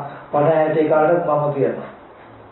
බලන්න මේ 50 රූපේ අවුරුදු 10 20 රූපේ දෙක තිබ්බොත් මේ කියපු වගේ පරිවර්තනයක් වෙලා නැද්ද කියලා? නමුත් එදා රූපේ මම නම් අද රූපේ මම නොවෙන්න. අද රූපේ මම නම් එදා රූපේ මම නොවෙන්න. නමුත් දැන් මේ වෙලා තියෙන්නේ මොකද්ද? හැමදාම රූපේ මම නොවුනට ඒ වෙලාවට පරිවර්තන වෙන රූපේ මම කියලා හිතා ගන්න ක්‍රමයින්ද අපි අලුතෙන් මම කියන එක හැඟීම හදාගන්න හින්දා අලුතෙන් ආයතන ටික සකස් කරගන්න හින්දා හැමදාම මම කියන එක වෙනස් නොවිය ඉන්න පුළුවන් වුණා. ඒ වගේ දැන් අපිට මේ විදිහට කැලේ ටිකක් කින්නොත් එයා මනෝමය මූණයි අතපය කකුල් පිටකොන්ද ඔක්කොම එකට එකතු කරලා දැන් මම මෙහෙම කෙනෙක් කියලා හදාගන්නේ. තේසන් සත්තාන ධම්මේ සත්ත්වනිකාය ජාති. දැන් එයා එහෙම උපන්න කෙනෙක්. එයා ලැජ්ජයි ඒ වගේ ශරීරය කරගෙන එළියට යන්න. එයා ලැජ්ජයි අනිත්යෙන් කටයුතු කරන්න. නමුත් මේ ශරීරය එහෙම වෙලා නැහැ. නමුත් ඔළුවේ දෙනවා. එයා හැදිලා තියෙනවා එයාට මම මෙහෙම කෙනෙක් කියලා දෙන්නේ නැති වෙයි. පුළුවන් නම් අපිට දෙයිද මේ පරීක්ෂණයක් කළා බලන්න වාස්තර මාත්‍ර ටිකක් හදාගන්න. ඇත්තටම ලෝකෙට හොඳ දර්ශනයක් ඉදිරිපත් කරන්න පුළුවන්. ඒ කියන්නේ ලෝකේ ඇත්තටම මේ නිවන් මඟ වෙනස් උනේ ඇත්තටම නිච්චානිච්ච කියන වචනකින් නෙමෙයි. එහෙම ලෝකේ අර්ථයක් තියෙනවා. ඒ කියන්නේ ආයතන ටික කියලා ඇහැකරන දිවනාසේ ශරීරය කියන ස්කන්ධ ටික පහළ වෙච්ච තැන අපි ಜಾති කියලා හිතුවේ. නමුත් බුදුරජාණන් වහන්සේ දේශනා කරන්නේ ඒ ටික නිසා ස්පර්ශ වෙච්ච ටිකට වේදනා, තණ්හා, උපාදාන කියන කෙලෙස් ටික එකතු වෙච්ච තැන භවය හැදිලා ඒ නිසා ಜಾතිය උනේ කියලා. මේ ස්කන්ධ ටික තියෙන තැන ಜಾති පෙන්වෙන්නේ නැහැ. මේ තණ්හා උපාදාන කියන කෙලෙස් ටිකකින් ස්කන්ධ ටික එකතු කරගත්තාමයි තමන් හැදුනේ කියලා පෙන්වන්නේ. ඒ සිද්ධිය මම මේ ඕගලන්ට දෙන්නේ මට පඤ්ඤාවේ ඉන්නකොට හිතුනේ කෙනෙකුට මෙන්න මෙහෙම පරිශ්‍රණයක් කරන්න පුළුවන් වුණොත් මේ જાතිය කියන එක ඔක හඳුන්වලා දෙන්න පුළුවන් කියලා. දැන් ඉස්සෙල්ලා මම අමල් කියලා මෙතුමට සිහි කරගන්න පුළුවන් හැඩයක් තිබුණා නම් ඒ හැඩය සම්පූර්ණයෙන් මේ වගේ පරිශ්‍රණයකින් අපිට වෙනස් කරන්න පුළුවන්. එදා ඉඳන් එතුමාට සම්පූර්ණ වෙනස් කරන එතුමගේ ආත්ම භාවයම වෙනස්. එතකොට ඒ ස්කන්ධයන්ගේ පහළ වීම එකතු වීමේ ජාතිය කියන එක හැදෙන්නේ නැහැටි. ඒ ජාතිය කියන එක උප්පත්ති දවසේ උපන්න කෙනා නම් එදා හිටපු මමම ඉන්න වෙනවාද? ඇයි ඉපදුණු තැනනම් ජාතිය එදා උපන්න රූපේ අද තියෙන රූපේ රූප දෙක වෙනස්. එතන උපන්න මම නම් ජාතිය එදා නම් මම. අද මේ මට්ටම මම නෙවෙන්න ඕනේ. මොකද එදා තිබුණු රූපේ. නමුත් රූපේ මම නොවි. රූපේ සතර මහා ධාතු. එතන තියෙන රූපේ මේ මගේ ඇහැ මගේ කන මගේ නාසය කියලා ඒ ආයතන ටිකේ අරගෙන ආයතනන පටිලාභ මේ ආයතන ටික Tamanට ලැබුණු බවේ හදාගන්න ජාතිය ගැනයි කියන්නේ. ඒ හින්දායි අපිට වය නැතුවම එතන පුද්ගලයෙක් හැටියට ඉන්න පුළුවන්කම තියෙනවා. අද මේ කාලේ ඇහැ කන දිව නාසය ශරීරයේ මනස තියෙන මේ විදිහට මගේ මූණ මේ විදිහට ඇහැ මේ විදිහට මගේ අතපය තියෙන මේ මම මගේ ඉපදීම තියෙනවා නම් මේ ඉපදීම මම වරුනේ මීට අවුරුදු 10කට කලින්. ඉතින් අද තියෙන එක නම් ඕගොල්ලෝ මේ ජාතිය කියන එක කියන්නේ ප්‍රතිසන්දි වශයෙන් එහෙනම් මීට අවුරුදු 10කට තිබුණු රූපේ. වරුනේ නේද? මම කියන්නේ තේරෙනවද? මේක ප්‍රශ්නයක් තියෙනවද කියලා හිතන්නකො අපි උප්පත්තියෙන් මේ වචන ජාතිය කියන එක දැක්කොත් වැරදි කියන්නේ. මේක බුදුරජාණන් වහන්සේ පෙන්වුවේ ඇත්තට මේකයි මම මේ හැම තැනකදම ඕගොල්ලන්ට පෙන්වන්න උත්සාහවත් වෙන්නේ. මේ නිත්‍ය හෝ අනිත්‍ය හෝ වචනයක් මත නෙමෙයි මේ නිවන් මාර්ගය හැරුනේ. මේ ස්කන්ධ ටිකට ඇහැකන දිවනා ශරීරය කියන ආයතන ටිකට පුද්ගල භාවයේ දැම්මට පස්සේ අපිට අර්ථය නැහැ. ඇයි වේදනාව කියන තැන ජීවිතේ වුණා. ඒකට තණ්හා උපාදාන කියන කෙලෙස් ටික ඇති වුණාම ජාති ජරා මරණ අනාගතය වුණා. දැන් අද දවසේ ජාති ජරා මරණයෙන් මිදෙන දර්ශනයක් අපිට අවබෝධ වෙනවා. අපි හැම කෙනෙක්ම පටිසම්පාද ඉගෙන ගන්න තියෙන්නේ එහෙමනේ. මුළු ලෝකයක්ම ඉගෙන ගන්න තියෙන්නේ බලන්න මොකද්ද? විඥාන නාම රූප පස්ස වේදනා කියපු තැන තේසන් සත්තාන තමි සත්තනිකයි ජාති කියලා උතෙන්ද. ඊට පස්සේ උපන්න සත්‍ය තණ්හා උපාදාන කියලා කෙලස් ටික ඇති කරගත්තාම දැන් මොන කෙලෙස් මාතු ජාත්‍යලම ආයෙත් ඉපදෙනවා කියලා කියන්නේ. ඉගෙන ගන්න. නමුත් බුදුරජාණන් වහන්සේ කියන්නේ ඊට වඩා වෙනස් දර්ශනයක්. බුදුරජාණන් වහන්සේ කියන්නේ පෙර අවිද්‍යා සංකාරයට විඥානාව උතරත් පස්ස වේදනා කියන මේ ස්කන්ධ ටික හටගත්තා. ඒ ස්කන්ධ ටිකට තණ්හා උපාදාන කියන කෙලෙස් ටික එකතු වීමෙන් භවය හැදුනා කියලා කියන්නේ. ඇහැ කන දිව නාසය ශරීර මේවා ටික ඔක්කොම එකතු වුණා. භවවච්චය ජාති ඒ හින්දා ඔබගේ මගේ නිර්මාණය වුණා. පුද්ගල භාවය ඇති වුණා. ඇති වෙලා දැන් අද ඔබම ජරා මරණ දුක් විඳින හැටි. පෙර කර්මයට අවිද්‍යාවෙන් රැස් කරගත්ත කර්මයට ස්කන්ධ ටික හැදිලා ස්කන්ධ ටිකට කෙලෙස් ටික එකතු වෙලා ලෝකේ දුක නිර්මාණය කරගත්ත හැටි දෙන්නවා. ඊට පස්සේ අනිත් පැත්තට වෙනවා මොකද දැන් මේ දුක නිර්මාණය කරගත්ත හැටි දුක්ඛ අඥාන දන්නේ නැත්තම් මේ ස්කන්ධ ටිකට කෙලෙස් තියලා කෙලෙස් ටික නිසා මේ දුක හදාගත්ත කියලා දුක්ඛ සමුදය අඥානං වුණා. මේ ස්කන්ධ ටික අරඹය කෙලෙස් නැතිනම් මේ දුක්ඛ ලෝකේ නිදහස් වෙනවා කියලා දුක්ඛ නිරෝධය අඥානං වුණොත් ඒ සදා අප්‍රමාදී වල සතිපට්ඨාන වඩන්න ආර්ය අෂ්ටාංග මාර්ගේ වඩන්න දුක්ඛ නිරෝධ ගන්න පිළිබඳ අඥානං වුණොත් ලෝකයට වෙනවා. අවිද්‍යාපච්ච සංකාර මේ කියන ලෝකයේ ඇත්ත වෙලා ඉන්න සත්‍යයන් කෙරේ රාග දේශ මොහ ඇති කරගන්නවා. දැන් අවිද්‍යාව ප්‍රත්‍යයෙන් හට ගන්න කර්මයට ආයත ප්‍රතිසන්දි වශයෙන් යනවා. කියන දර්ශනය බුදුරජාණන් වහන්සේ දෙන්නේ. මේ කෙලෙස් ටිකට මරණයෙන් පස්සේ දුකක් නෙමෙයි දෙන්නේ. ඒ කියන්නේ අපි මෙහෙම කියනකොට මම ඊයේත් මතක් කළා අද ලෙඩවීම මහලු බව මරණය කියන දුක් වලින් පීඩා විඳලා දෙමව්පිය සහෝදර ඥාත හිතයිසේ දුවදරුවන්ගෙන් වියෝගයෙන් ඇති වෙන ප්‍රිය විප්‍රයෝගයෙන් දුක් විඳලා මේ දුකෙන් පීඩා විඳලා දුකෙන් මිදෙන්න කියලා තුනුරුවන් ගාවට එනකොට ඕගොල්ලෝ දැන් මේ ජීවිතයේ තියෙන දුකක් හින්දානේ එන්නේ. එතකොට මේ ජීවිතයේ දුකක් කියලා ආවහම මරණයෙන් පස්සේ දුක මිදෙන්න මගක් පෙන්නනවා කියන්නේ යන්නේ කොයිද මල්ලි පොල් වගේ කතාවක් නෙමෙයි. මම ඒක වලට දැන් ඕගොල්ලෝ අද බණ භාවනා කරන්නාගේ අද දුක හින්දානේ අද දුකින් භවනා කරන්න ඕගොල්ලන්ට තණ්හාව නැති කරලා මාත්‍ය දුක නැති කරලා හැකියි කියලා දර්ශනයක් වෙනවා. මේක හරියට මේ මහා අපක්‍රන්තය වගේ කියන්නේ මේ තරම් අඥාන සාසනයක් දෙවි. අද දුක කියලාගෙන ආපු කෙනාට හෙට අද කීයක් හරි දෙන්න බෑ මම හෙට දෙන්න. අද ඕනේ මුදල මම හෙට දෙන්න කියලා හිතනවා. අද ජීවිතේ ජරා මරණ දුක කියලාගෙන එනකොට ඕගොල්ලන්ට කෙනෙක් මාර්ගයට යනකොට අද තණ්හාව උපාදාන නැති කරන මතු ජරා මරණ නැහැ කියන යන්නේ කොයිද මල්ලි පොළ වගේ. නමුත් අද මේ දුක කියාගෙන එන ඕගොල්ලන්ට අනේ ওই දුක ඕගොල්ලෝ හදාගත්තේ මේ හේතුව නිසා. මේ හේතුව නැති වුණොත් ওই දුක නැති වෙන අප්‍රමාදීව මේ සිහියෙන් වාසය කළ ওই දුක මිදෙන්න කියලා සහේතුක ධර්මයක් පෙන්වුත් ඒ ධර්මයේ ඒ දෙන්නීම සම්දිත්තිකය යකාරිකයි නැද්ද? එතකොට අන්න දුක්ඛේ ඥාන දුක්ඛ සමුදය ඥාන දුක්ඛ නිරෝධ ඥාන දුක්ඛ නිරෝධයෙන් පටිපදා ඥාන නිසාම විද්‍යාව අවිද්‍යාව ඒ හින්දා සත්පුත්‍ර භාවයට කියලා කර්ම කරන්නේ.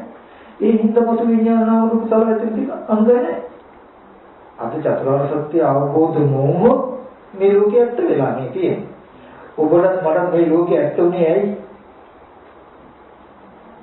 චතුරාර්ය සත්‍ය අවබෝධ නොවුනොත් ඒ කියන්නේ මෙහෙම පෙනෙන මානසික මට්ටම දුක. ඔය දුක ඇතිකලේ තණ්හාව නිසා. තණ්හාවෙන් ඔබට මේ පෙනෙන මට්ටම ඇතිකලේ. තණ්හාව නැතිකොලොත් මේ පෙනෙන මට්ටම නැති වෙනවා. මේ කායගත සතිපට්ඨානේ වඩලා අපි මෙච්චරලා කතා කළේ මේ හින්දා. සතිපට්ඨාන වල මේ ලෝකේ නිරුද්ධ කරන්න කියන ටික අහගන්න බැරි වෙච්ච හින්දා කියලා දෙන්න බැරි වෙච්ච හින්දා අපිට මෙහෙම කෙලෙස් එක ලෝකෙ පේනවා කියන එක දන්නේ නැහැ. ඒ හින්දා අපි හිතුවා අවිද්‍යාවේ ගැඹුරටම ගියා මේ සත්‍යය ඉන්නවා මම ඉන්නවා කියලා. දැන් අවිද්‍යාව ප්‍රත්‍ය වුණා ඔබට මට ඉන්න සත්‍යය කෙරෙහි ඇලෙන්න ගැටෙන්න බැඳෙන්න කර්මයක් කරගන්න. පුඤ්ඤාවි සංකාර අපුඤ්ඤාවි සංකාර. අවිද්‍යාව ඇතුළට ගියාද කුසල අකුසල කර්ම රැස් කර ගන්නවා. ඒ කර්ම හේතු වෙන ඔබට මට ආපහු විඥානය නැවත ප්‍රතිසන්දි වශයෙන් යන්නේ. ඒ මේ අවිද්‍යාවෙන් කර්ම රැස් කරගත්තොත් තමයි ආයත විඥානම රූප වෙන්නේ. ඔය කර්ම සත්පුද්ගල භාවයෙන් කර්ම රැස් කරගෙන මතු විඥානයේ ප්‍රතිසන්දි වශයෙන් යන සිද්ධිය නතර වෙනවා අවිද්‍යාව නැති වෙනවා. අවිද්‍යාව නැති වෙනවා මේ ලෝකය ජරා මරණ දුක් විඳින මේ ලෝකය මගේ තණ්හාව නිසා නේද හැදිලා තියෙන්නේ. කියන්නේ එතකොට මෙහෙම පෙනෙන කම මට කෙලෙසිකට ඉපදිලා තියෙන්නේ. තණ්හාව නැතිකොට මේක නැති වෙනවා. අප්‍රමාදයේ වම ප්‍රතිපදාව වඩන්න ඕනේ කියලා ගත්තොත් දර්ශනය එනකොටම විද්‍යාව උපදිනකොට අවිද්‍යාව නැහැ. කියන්නේ ඉන්න සත්‍ය පුද්ගලිය කියලා පැවැත්ලා කර්ම රැස් කරනකොට ඉතුරුයි. ඉතුරුයි නෑ. මේ ප්‍රශ්නේ දෙන්න බාහිර පරිජ සම්පාදයේ 100% සාධාරණ නැද්ද කියලා. දැන් දුක කියාගෙන එනකොට මරණයෙන් පස්සේ දුක පෙන්වන දර්ශනයක් දහරි. ඔය දුකට හේතුව පෙන්නලා හේතුව නැති වෙන කියලා ඒකට ප්‍රතිපදාව පෙන්වන එක දහරි කියන්නේ. උනෝය පටිච්ච සම්පාදයේ වැරදුණු තැන චතුරාර්ය සත්‍ය වර්ධවගත සිද්ධියයි භ්‍රමචර්යාවට මාර්ගඵල නොලැබෙන හේතු මිසක අද මේ ලෝකයා දකින විදිහට නිට්ටයයි කියන වචනයට අනිත්‍යයි කියන උත්තරේ ගන්න හින්දා කියන එක කියන්නේ නැහැ. මේ අර්ථය තියෙනවා අනිත්‍ය වුණා නිට්ටය වුණා දර්ශනයන වචනයක් මත නෙමෙයි මේ ශාසනය වැරදුනේ මාර්ගඵල නොලැබුණේ මේ පටිච්චසමුප්පාද සිද්ධිය වැරදුනා හින්දා. එහෙනම් පින්මුතුන්ට මතක් කරනවා අපි ඇත්තටම නිවන් දකින්න මොනවා හරි දෙයක් කරන්න එපා. මොකද්ද කරන්න ඕනේ කියන එක හිතන්න. අවුරුදු දහස් ගානක් ආපු පෙළදහම කාම ජීවමානයි බුදුහාමුදුරුවෝ වගේ අපිට මේ සතර දුකින් ඈතර වෙන ගැඹුරු දර්ශනයක් ඉගෙන ගන්න පද කඩන්න ඕනේ නැහැ, පද පෙරලන්න ඕනේ නැහැ. බොහෝම 100% මේ වචන වල සාධාරණයක් කරලා අපිට දුකින් ඈතර වෙන්න ඕනේ ඒ අර්ථය ගන්න හැකියි අපිට. එහෙනම් අපි මුතුන්ට මතක් කරන සත්‍යය එක මොහොතකට ඇති වෙන චිත්ත සමාධියකින්වත් පදයක් කඩලා පෙන්වුවා කියලාවත් මේක ශ්‍රේෂ්ඨ යාරය කියලා හිතන්න එපා. මෙහෙම වෙනවද කියන එක ටිකක් හිතන්න. අද ඔබ යමක් කරනකොට හොඳට මතක තබා ගන්න ඔබ කියන කරන දේ බුදු ශාසනයට බලපානවා කියන එක. ඒ වගේම පස්චිම ජනතාව ඔබ අනුකරණය කරනවා කියන එක. ඔබ කොච්චර බුද්ධිමත්ද කියන එක මත තීරණය වෙනවා හිත ශාසනයේ සුරක්ෂිත භාවය සහ පස්චිම ජනතාවගේ අර්ථය අනර්ථය දෙක. අපිට හිතෙන්න පුළුවන් අපිට කවුරු වුණාම මොකද? මට මේ ටික නමුත් එහෙම බෑ. අපිට තනියම ලෝකේ ජීවත් වෙන්නත් බෑ. ලෝකෙ තනියම පවතින්නේ නැහැ. හැම වෙලාවෙම නිරායාසයෙන් නිර්මාණය වෙලා ඉදිරියෙන් යන කෙනාව අනුකරණය කරන සමාජයක්. අපි හැම වෙලාවෙම අපේ චරිත පූර්ව ආදර්ශයක් වෙනවා ඉදිරියෙන් යන අය. පස්චිම ජනතාවට. ඔබ අවිචාරශීලීව වචනයක් දුටුව පමණකින් හිතට දැනුණු පමණකින් ඒක ආරේකට ගන්නවා විමසන්නේ නැතුව ඊගාවෙන දෙකකට අපි ඒ ගැටේ හුරු කරලා තියෙනවා. ඊගාවට හොඳට මතක තබා ගන්න. අපේ එක ජීවිතයක එක මොහොතකට ඒ කියන්නේ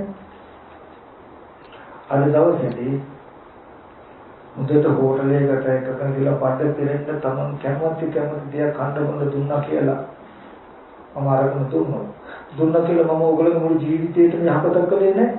එක වෙනකට විතරයි.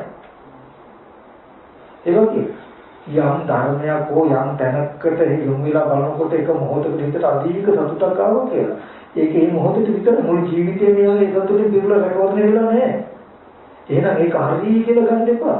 එක වෙලක් ආවා කියලා දැන් මම හරියටම හරි යමක් කරගත්තා කියලා කියනවනම් හෙට බඩගින්නේ නැහැ වගේ හරියට. දැන් මේ විතරක් අපි පූර්ණයි නම් හරි. නමුත් අද කෑවට අද දිලා හරි. නමුත් හෙට දවසේ තිරුන්නේ නැහැ. ඒ වගේ తాවකාලික සිතක නොයෙක් ගතිය ඇති වෙන්න පුළුවන්. නමුත් ඒවට පැවතෙන්න එපා කියන එකත් මතක් කරනවා. ඒ වගේම මේ බුද්ධ ශාසනය එදා වගේම අද දක්වාම නිර්මලයි. මේ පිළ දහන දෝෂයක් නෙමෙයි. අවුරුදු දහස් ගානක ඉඳලා පිළ නිවැරදිව අර්ථ දක්ව ගන්න බැරි වෙච්ච දෝෂ විතරයි කියලා කියනවා. ඒකට පිළ හරි නෑ, පිළ දෝෂ නෑ, පිළ ජීවමන බුදුහාමුදුරුවෝ වගේ. නමුත් ඒකට නුවණින් බලලා කරුණු කාරණා හිතලා නිවැරදි අර්ථයක් ගත්තොත් ඇත්තටම අදත් මාර්ගඵල ලැබෙනවමයි. ඉතින්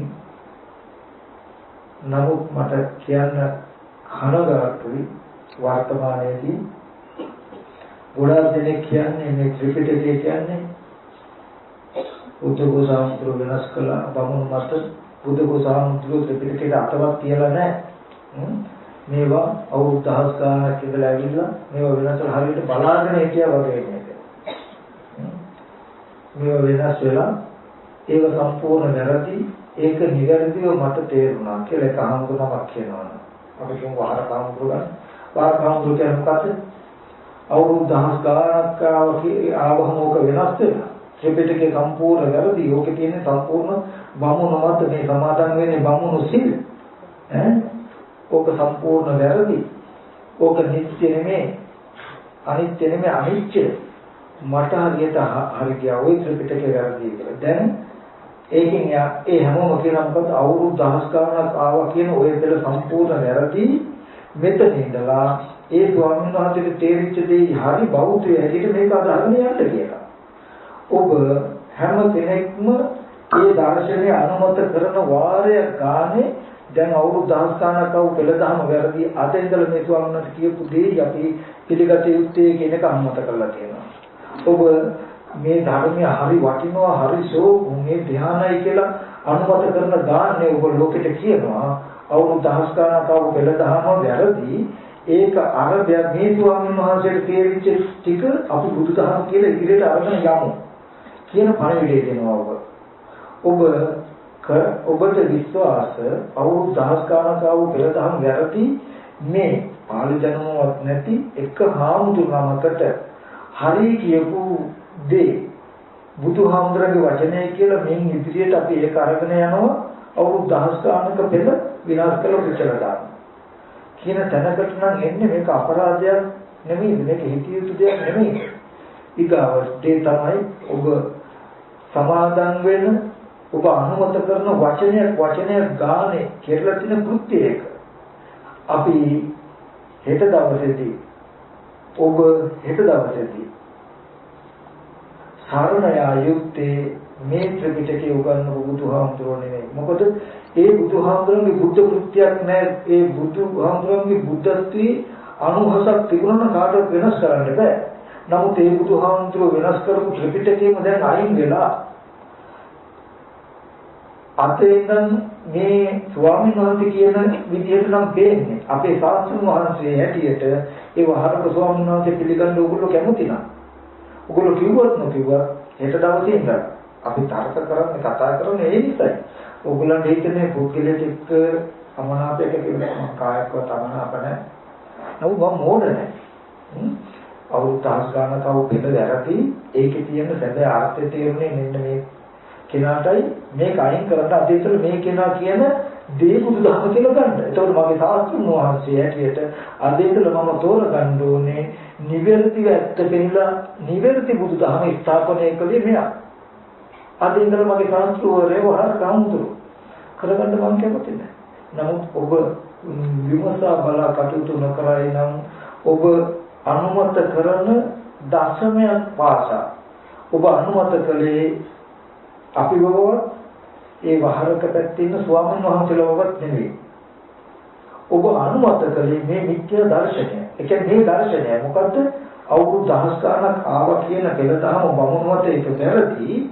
ඒක බලාගෙන හරිදී අවබෝධ වුණා කියන වහරක හමුදුරගේ දේශනාව අපි මින් ඉදිරියට පිළිගමු. බුද්ධ ශාසනය කියන්නේ ඒකටයි. කියන උත්තරයටයි ඕගොල්ලෝ කැමති වෙන්නේ. ඒ පණිවිඩය නිර්මාණය කරන ස්වාමීන් වහන්සේලා තපවත් වෙයි. මේකට වැරදි කියන අපිත් අපවත් වෙයි. නමුත් ඉතුරු වෙනවා ඔබේ මගේ සහයෝගයෙන් හෙට දවසේදී මෙන්න මේ දර්ශනය ලෝකේ මෙතර කාලයක් අපු දර්ශනයත් ඇති. මේ දෙකෙන් ඕගොල්ලෝ ගන්න සාධාරණයක් කරන්න. කොහොමද කියන එක හිතන්න. අපි කෙනෙකුට මට කවුරු හරි කියනවා මෙච්චර කලාව පිටකේ වැරදි මේව බමුණු මත කියන්නේ මොකද මම එතන ඉඳන් අවුරුදු 10 ගන්න කාපු හින්දාද මම කවුරු හරි කියපු නිසානේ මේක වෙනස් කළා කියලා කියන්නේ මම දැකලාද මට කවුරු හරි කියලානේ මොකද එහෙම නැත්නම් මට දිව්‍ය ඥානෙ තියෙද එහෙම වෙනස් කළා නම් මොකද්ද වෙනස් කරන්න තිබුණ හේතුව යම කියන්න පුළුවන් මාත්‍රනේ ඔබතුමාලට උනත් මේ මිනිස්සයා මෙහෙමයි නරකයි කියලා කියන්න පුළුවන් මේ මිනිස්සයා මෙහෙම හොඳයි කියන්න පුළුවන් කියන එක කෙනෙකුට කියනවා. නමුත් මේ කියන දේ කොච්චර සහේතුකද අහේතුකද කියන කාරණාවයි වටින්නේ. ඒ වගේ පිටකේ වෙනස් කරා වෙනස් වෙලා අහවලා කළා හරියට දැක්ක වගේ කියනවා.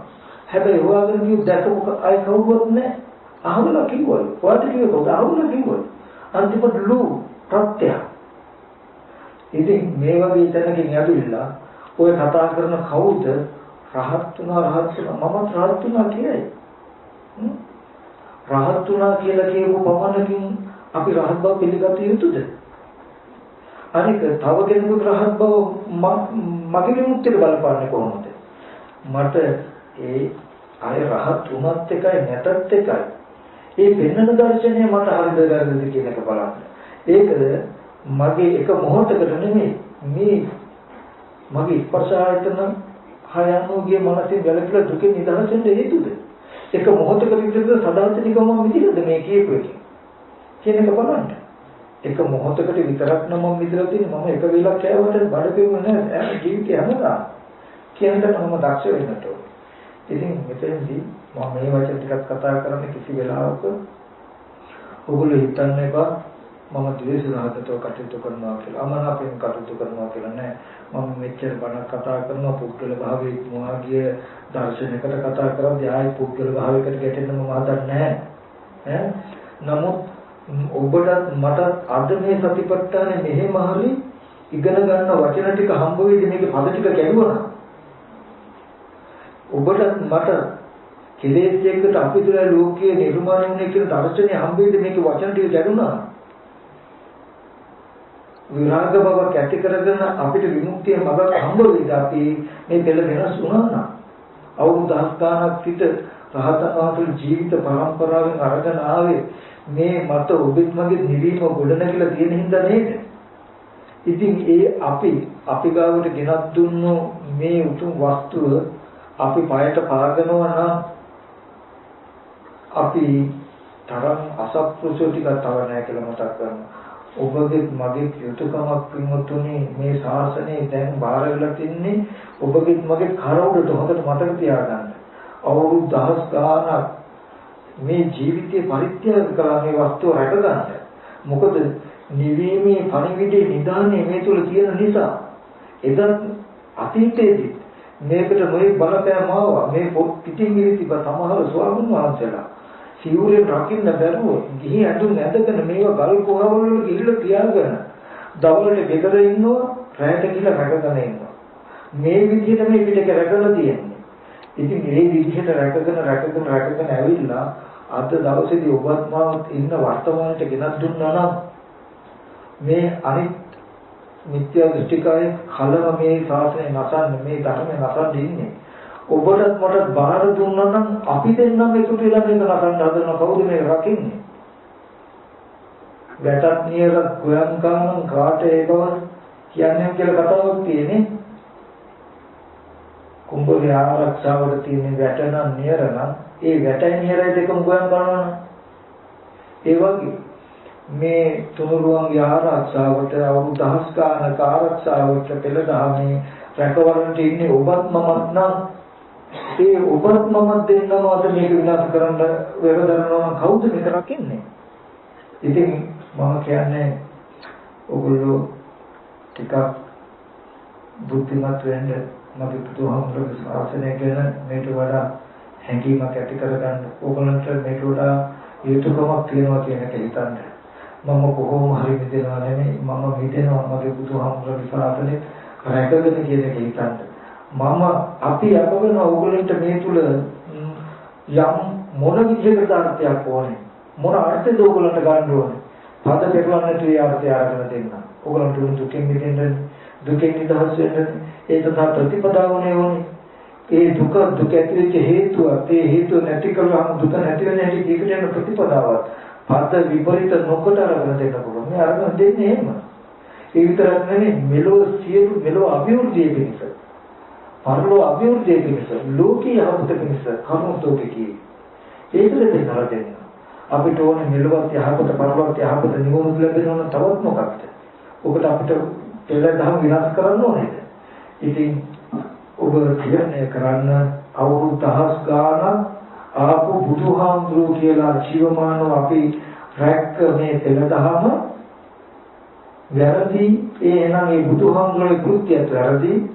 අද ඉඳලා අපි අදහනවා ඒ පෙළදහමේ වැරද්ද නිවැරදි කරලා දකින්න තරම් ඥාන සම්පත්තියක් ඇතුව ලෝකෙට අලුතෙන් පෙළක් හඳුනලා දුන්නොත් මේ ආමුදුරුයි එයාගේ පෙළත් එක්ක මගේ ශාස්ත්‍රවරයා මේක හඳුනනවා මේකට අත ගහලා මේක දරාගෙන අවුරුදු 2500ක ඉස්සර පහළ වෙච්ච බුදුහාමුදුරුවෝ ඒ ධර්මය බැහැර කරනවාට නෑ මේක නෑ මට මගේ බුදුහාමුදුරුවන්ට අවුරුදු 2500ක ඉස්සර පහළ වුණා ඒ බුදුහාමුදුරුවෝ බුද්ධත්වයේ තියෙනවා මේ විද්‍යමාන වෙන ධර්මයේ මේ ධර්මය බුදුහාමුදුරුවෝ නම් දේශනා කළ එක විකෘති කරන්න බෑ කාටවත්. මොකද බුද්ධ වචනේ නිසා එහෙම වෙනස් කරන්න පුළුවන්කම තිබුණා නම් ඒකෙන්ම ඒ වචනේ බුද්ධ වචනේ නෙමෙයි වෙනවා. නමුත් බුදුහාමුදුරුවෝ බුද්ධ වචනේ ආදාන සත්පුරුෂයෙක් ඉන්නවනම් ඔගොල්ලෝ බුදුරජාණන් වහන්සේගේ වචනේ අදහන්න කිසිදු කෙනෙකුට බුදුරජාණන් වහන්සේගේ ධර්මයේ වෙනස් කරන්නේ නැති වෙයි. සම්පූර්ණ නැති වෙයි. ටික කෙලෙස් උස්සන්න වෙනකොට මිනිස්සු නැති වෙයි. නමුත් මගේ ශාසනය මෙච්චර කාලයක් පවතිනවා කියලා මතක් කළා නම් අදිස්ථාන කළා නම් ඒක ලෝකයට නැති කරන්න පුළුවන් කමක් නැහැ. ඒ හින්දා කිනුතුට මතක් කරනවා තමන් කරන කියන දේ සිහි නොවන ඇතුව කරන්න ඔබ දිහා බලාගෙන හැදෙන තව පිරිසක් ඉන්නවා. අද දවසේ ඔබේ ආදරේ ඔබේ රැකවරණය මගේ බුදුහාමුදුරුවෝ ශාසනයට අවශ්‍යයි කියන එකත් ඔබේ මගේ යුතුයකම අපි දක්වා ගෙනත් තුන් මේ ශාසනය හෙට දවසේදී නිර්මලව අපි දෙගොල්ලන්ගේ කරෙන් ඉදිරි පරපුරට බාර දෙමු. විශේෂයෙන්ම තමන්ගේ යුතුයකම සිහි කර ගන්න කියන එකත් මතක් කරනවා. ඒකම අද දවසේදී මේ මතක් කළ දහම් කරුණු ටික සිහිය තබාගෙන අප්‍රමාදීව කටයුතු කරන්න ඔබට ඒකාන්තයෙන් මේ ජීවිතේ විමුක්තියක් හදා ගන්න පුළුවන්. විශේෂයෙන්ම අවස්ථාවාදී නොවුණු පටු ආකල්ප සංකල්පයන්ගේ යුක්ත නොවුණු පරහිතකාමී දවාරණේ යුක්ත ශාසනකාමී මනසකට ඒකාන්තයෙන් කවදාවත් වරදින්නේ නැහැ කියන එක මතක් කරනවා. තමන් විතරක් කොහොම හරි දෙවි ගන්න කියන පටු අදහසකින් කාට එන ගැවුවත් විනාශමක් කමක් නැහැ කියන අදහසම පිළිහිමේ ලක්ෂණයක් පිටිපත් මතක් කළා. ඒබඳු අසත්පුරුෂ ගතිය ඔබ කෙරෙහි කිසි කාලක නොපිහිටාවා. සත්පුරුෂ කම ඔබ කෙරෙහි පිහිටාවා කියන දැනුමක්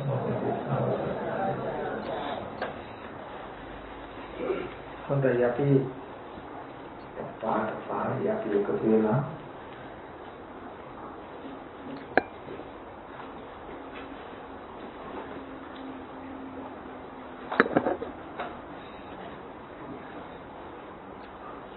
මොනවද විශේෂ කරුණක් තියෙනවද ආරාධනා කරන්න.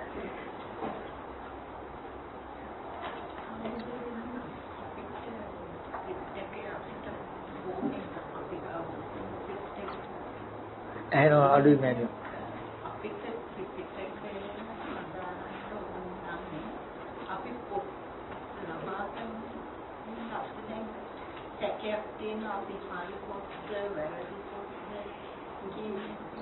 ඇත්තටම කිසිම දෙයක් හිතා ගන්න එපා. හරි පොත වැරදි පොත කියලා ත්‍රිපිටක බුද්ධ ජයන්ති කියලා කියන්නේ. මෙච්චර කල් ආපු මේ ත්‍රිපිටක බුද්ධ ජයන්ති කියලා කියන්නේ 1956 ආණ්ඩුව විසින් සම්මත කරගෙන ත්‍රිපිටක පොත් සංරක්ෂණය කිරීමේ පනත. මගෙන් එවකට තිබුණේ අවුරුදු 10 ගානක ඉඳන් පන්සල් ලංකාවේ රජමහා විහාරවල පුස්තකාල තිබුණා. ඒ පුස්තකාලවල තියෙන මේ කල්පත් හොයලා එකතු කරලා මුළු රටේම තියෙන පන්සල් ගාන ගිහිල්ලා ඒ පත්තිරු බලලා ඒවෙන් තමයි කටු සටහන් ගහගත්තේ. ඔක්කොම ගහගෙන ඔය පේට කෝපදේශ වගේ තැන් තියෙනවා. සමහර තැන් හොයාගන්නම බැරි වෙලාම ගිහිල්ලා පන්ති 50 ජාතකයේ ජාතක 40 ගානක් තියෙන ජාතක ගානක් මුදිලිලා ගිහිල්ලා යෝගී අඩු තැන් තියෙනවා. එතකොට ඒ පැරණි පුස්තක පොත් අරගෙන හොයලා ඒවා අපව කලිනදලා මේ ගොඩක් ඒවා සමහර ඒවා වීඩියෝ කාලා නමුත් ගොඩාක් ස්වාමීන් වහන්සේලා ඒවා හරියට ආරක්ෂා කරලා තියෙනවා. මේ වගේ පොත් තිබුණා නැහැ. 56 අවුරුදු වෙනකම්ම ඒ තැන්වල තියෙන පුස්තක පොත් එකතු කරලා ලියලා තමයි මේ ත්‍රිපිටක බුද්ධ ජයන්ති හැදුවේ. එතකොට මේ ත්‍රිපිටක බුද්ධ ජයන්ති වගේම මේ රටෙන් ගිහිල්ලා ගෙනෙක්ගේ තේරවාදී බුදුදහම තියෙන බොරුනේ. ඒක කියනවා බොරුනේ 6 වෙනි සංගායනාවක් කළා ත්‍රිපිටකය අනුමත කළා. එතකොට ඒ ත්‍රිපිටකයයි එතකොට මේ පුස්තක පොත් ටිකෙන් අපි හදාගත් පොත් ටික ඔක්කොම ලියුවා. ලියුවා පොත් 57ක් හැදුනා. ඒක කොකලෝ දේශ වගේ තැන්වල පොඩි වුණා ටිකක් තිබුණා අතහැරලා කරුණු ඒ ටික හොයා ගන්න නැති වුණා. ඒ පුස්තක පොත් ටික ඔක්කොම තියෙනවා තාම බෞද්ධ මහානිකන සංරක්ෂණ ලේඛන මධ්‍යස්ථාන. ඒවෙන් තමයි පාලි ලියලා එවකට හිටු මහා නායක හමුදුගලන්ට හොඳට පාලි දන්න පාලි භාෂාව දන්න උත්තර ඉගෙනගත්ත එක නායක හමුදුගලන්ට බාර දුන්න උපවහන්සේ ශිෂ්‍ය පිරිස මේ පොත සිංහලට පරිවර්තනය කළා. සිංහල අර්ථය සපයන්න. හැබැයි පාලිය වෙන් කර නැතු මේ පැත්තේ පාලි ටික තියලා එහෙමම පාලියට සිංහල යොදන්න බැහැ. මොකද ඒකලේ බැරි වෙලා හරි ගන්න අර්ථය සුට්ටක් කරේ ගරතුණු පෙළ දහමට හානියක් වෙන නිසා. එතකොට බැරි වෙලා හරි අවිනිශ්චිත අර්ථයක් තිබුණා. මේ පිළේ උපවහන්සේට හිතා ගන්නකොට අවිනිශ්චිත අර්ථයක් තිබුණොත් ඒකට උපවහන්සේලා අර්ථ දෙන්න එපා. ඒ පාලි වචනේ එහෙමම යොදන්න. එච්චරට ආදරෙන් මේකට වචනයක් දුන්නොත් බුදු සසුනේ වෙනස් වෙයි කියලා. ඔයගොල්ලෝ දැකලා ඇති බුද්ධ ජයන්ති පොත්වල ගොඩාක් සමහරව පාලි වචන තියෙනවා. සිංහල පැත්තේ. මොකද සිංහල වචනයට ඒ විදිහම සාධාරණ වචනය දීගන්න ඒගොල්ලෝ දන්නේ නැහැ. බයයි ඒක බැරි වෙලා හරි දෙන වචනේ කියන වචනේ බුදුහාමුදුරුවෝ පෙන්වන අර්ථය නිරූපණය වුණු සිංහලෙන් මේ දෙන පැත්තට. ඒ හින්දා පාලියම ගන්නවා. දාලා ඔක පෙන්නනවා ඒ පොදාගොඩ නායක හමුදුරුවෝ එහෙම පෙන්නනවා ප්‍රපංච කියන වචනේට දාර කතරගම වැඩසටහනවලදී මතක් කළා ප්‍රපංච කියන වචනයට දැන් අපි නම් එකපාරට ප්‍රමාදී බව කියලා කියනවා. නමුත් මේකට නියම අර්ථය මොකක්ද කියලා ගන්න නායක හමුදුරුවෝ 5-6 දෙනෙක් එකතු වෙලා දින 3-4ක් කතා කරලා හරි උත්තරයක් නැතුව අපි ඕක ප්‍රපංච කියන වචනේම දාමු කියලා අන්තිමට තීරණය කෙරුවා. බලන්න මොන තරම් ආදරයකින්ද මේ පෙළදහම දිනාව කියලා. අද මේ පෙළදහම නිකන් පටදඩු කරනවා වගේ කඩන ටිකටම තියෙන ලැජ්ජ බය නැතු උන්ට කියන්නේ. ඒ විදිහට මේ පෙළ ගෙනල්ලා අරගෙන ආවා. ඒ පෙළ තමයි අපිට බුද්ධ ජයන්ති ත්‍රිපිටකය කියලා හම්බ වෙන්නේ. ඒක කොච්චර හරිද කියලා ඔයගලන්ට බලා ගන්න පුළුවන් පාළි මේ බුරුම රටේ ත්‍රිපිටකයේ තියෙනවා. ඔය හැම පිටකයකම වචනයක් වෙනස් වුණොත් මරම්මරට කියලා මාච කියලා යටින් කෙටි කරලා පිටුවන්ගේ දාලා වචන දාලා තියෙනවා. ඒ කියන්නේ ලංකාවේ ත්‍රිපිටකයේ මේ වචනේ මෙහෙම තියෙනවා සමහර අක්ෂරයක් වෙනස් නම් බුරුමේ ත්‍රිපිටකයේ මේ වචනේ මෙහෙමයි තියෙනවා. කියලා දෙක ගලපලා ඒක තියෙනවා. කියන්නේ අයින් කරන්නේ දෙකම තියෙනවා. මේ වචනේ පෙන්නලා මේ වචනේ තියෙනවා. එතකොට ඒ ථේරවාදී පිටකයේ මේ විදිහට තියෙනවා කිසිදු වෙනසක් නැතුව අපි කියමුකෝ ගච්ඡාමි කියලා මේක තියෙනවා අර කියමු ගච්ඡින් කියලා. එතකොට මේක වර්තමානයේ මේක අතීතේ. දානවා ඒකෙදි මේ පොතේ තියෙන මේක ගච්ඡාමි මේක අතීතෙන් තියෙන්නේ බුරුම මරම රට චට්ට සංගායනාවයි.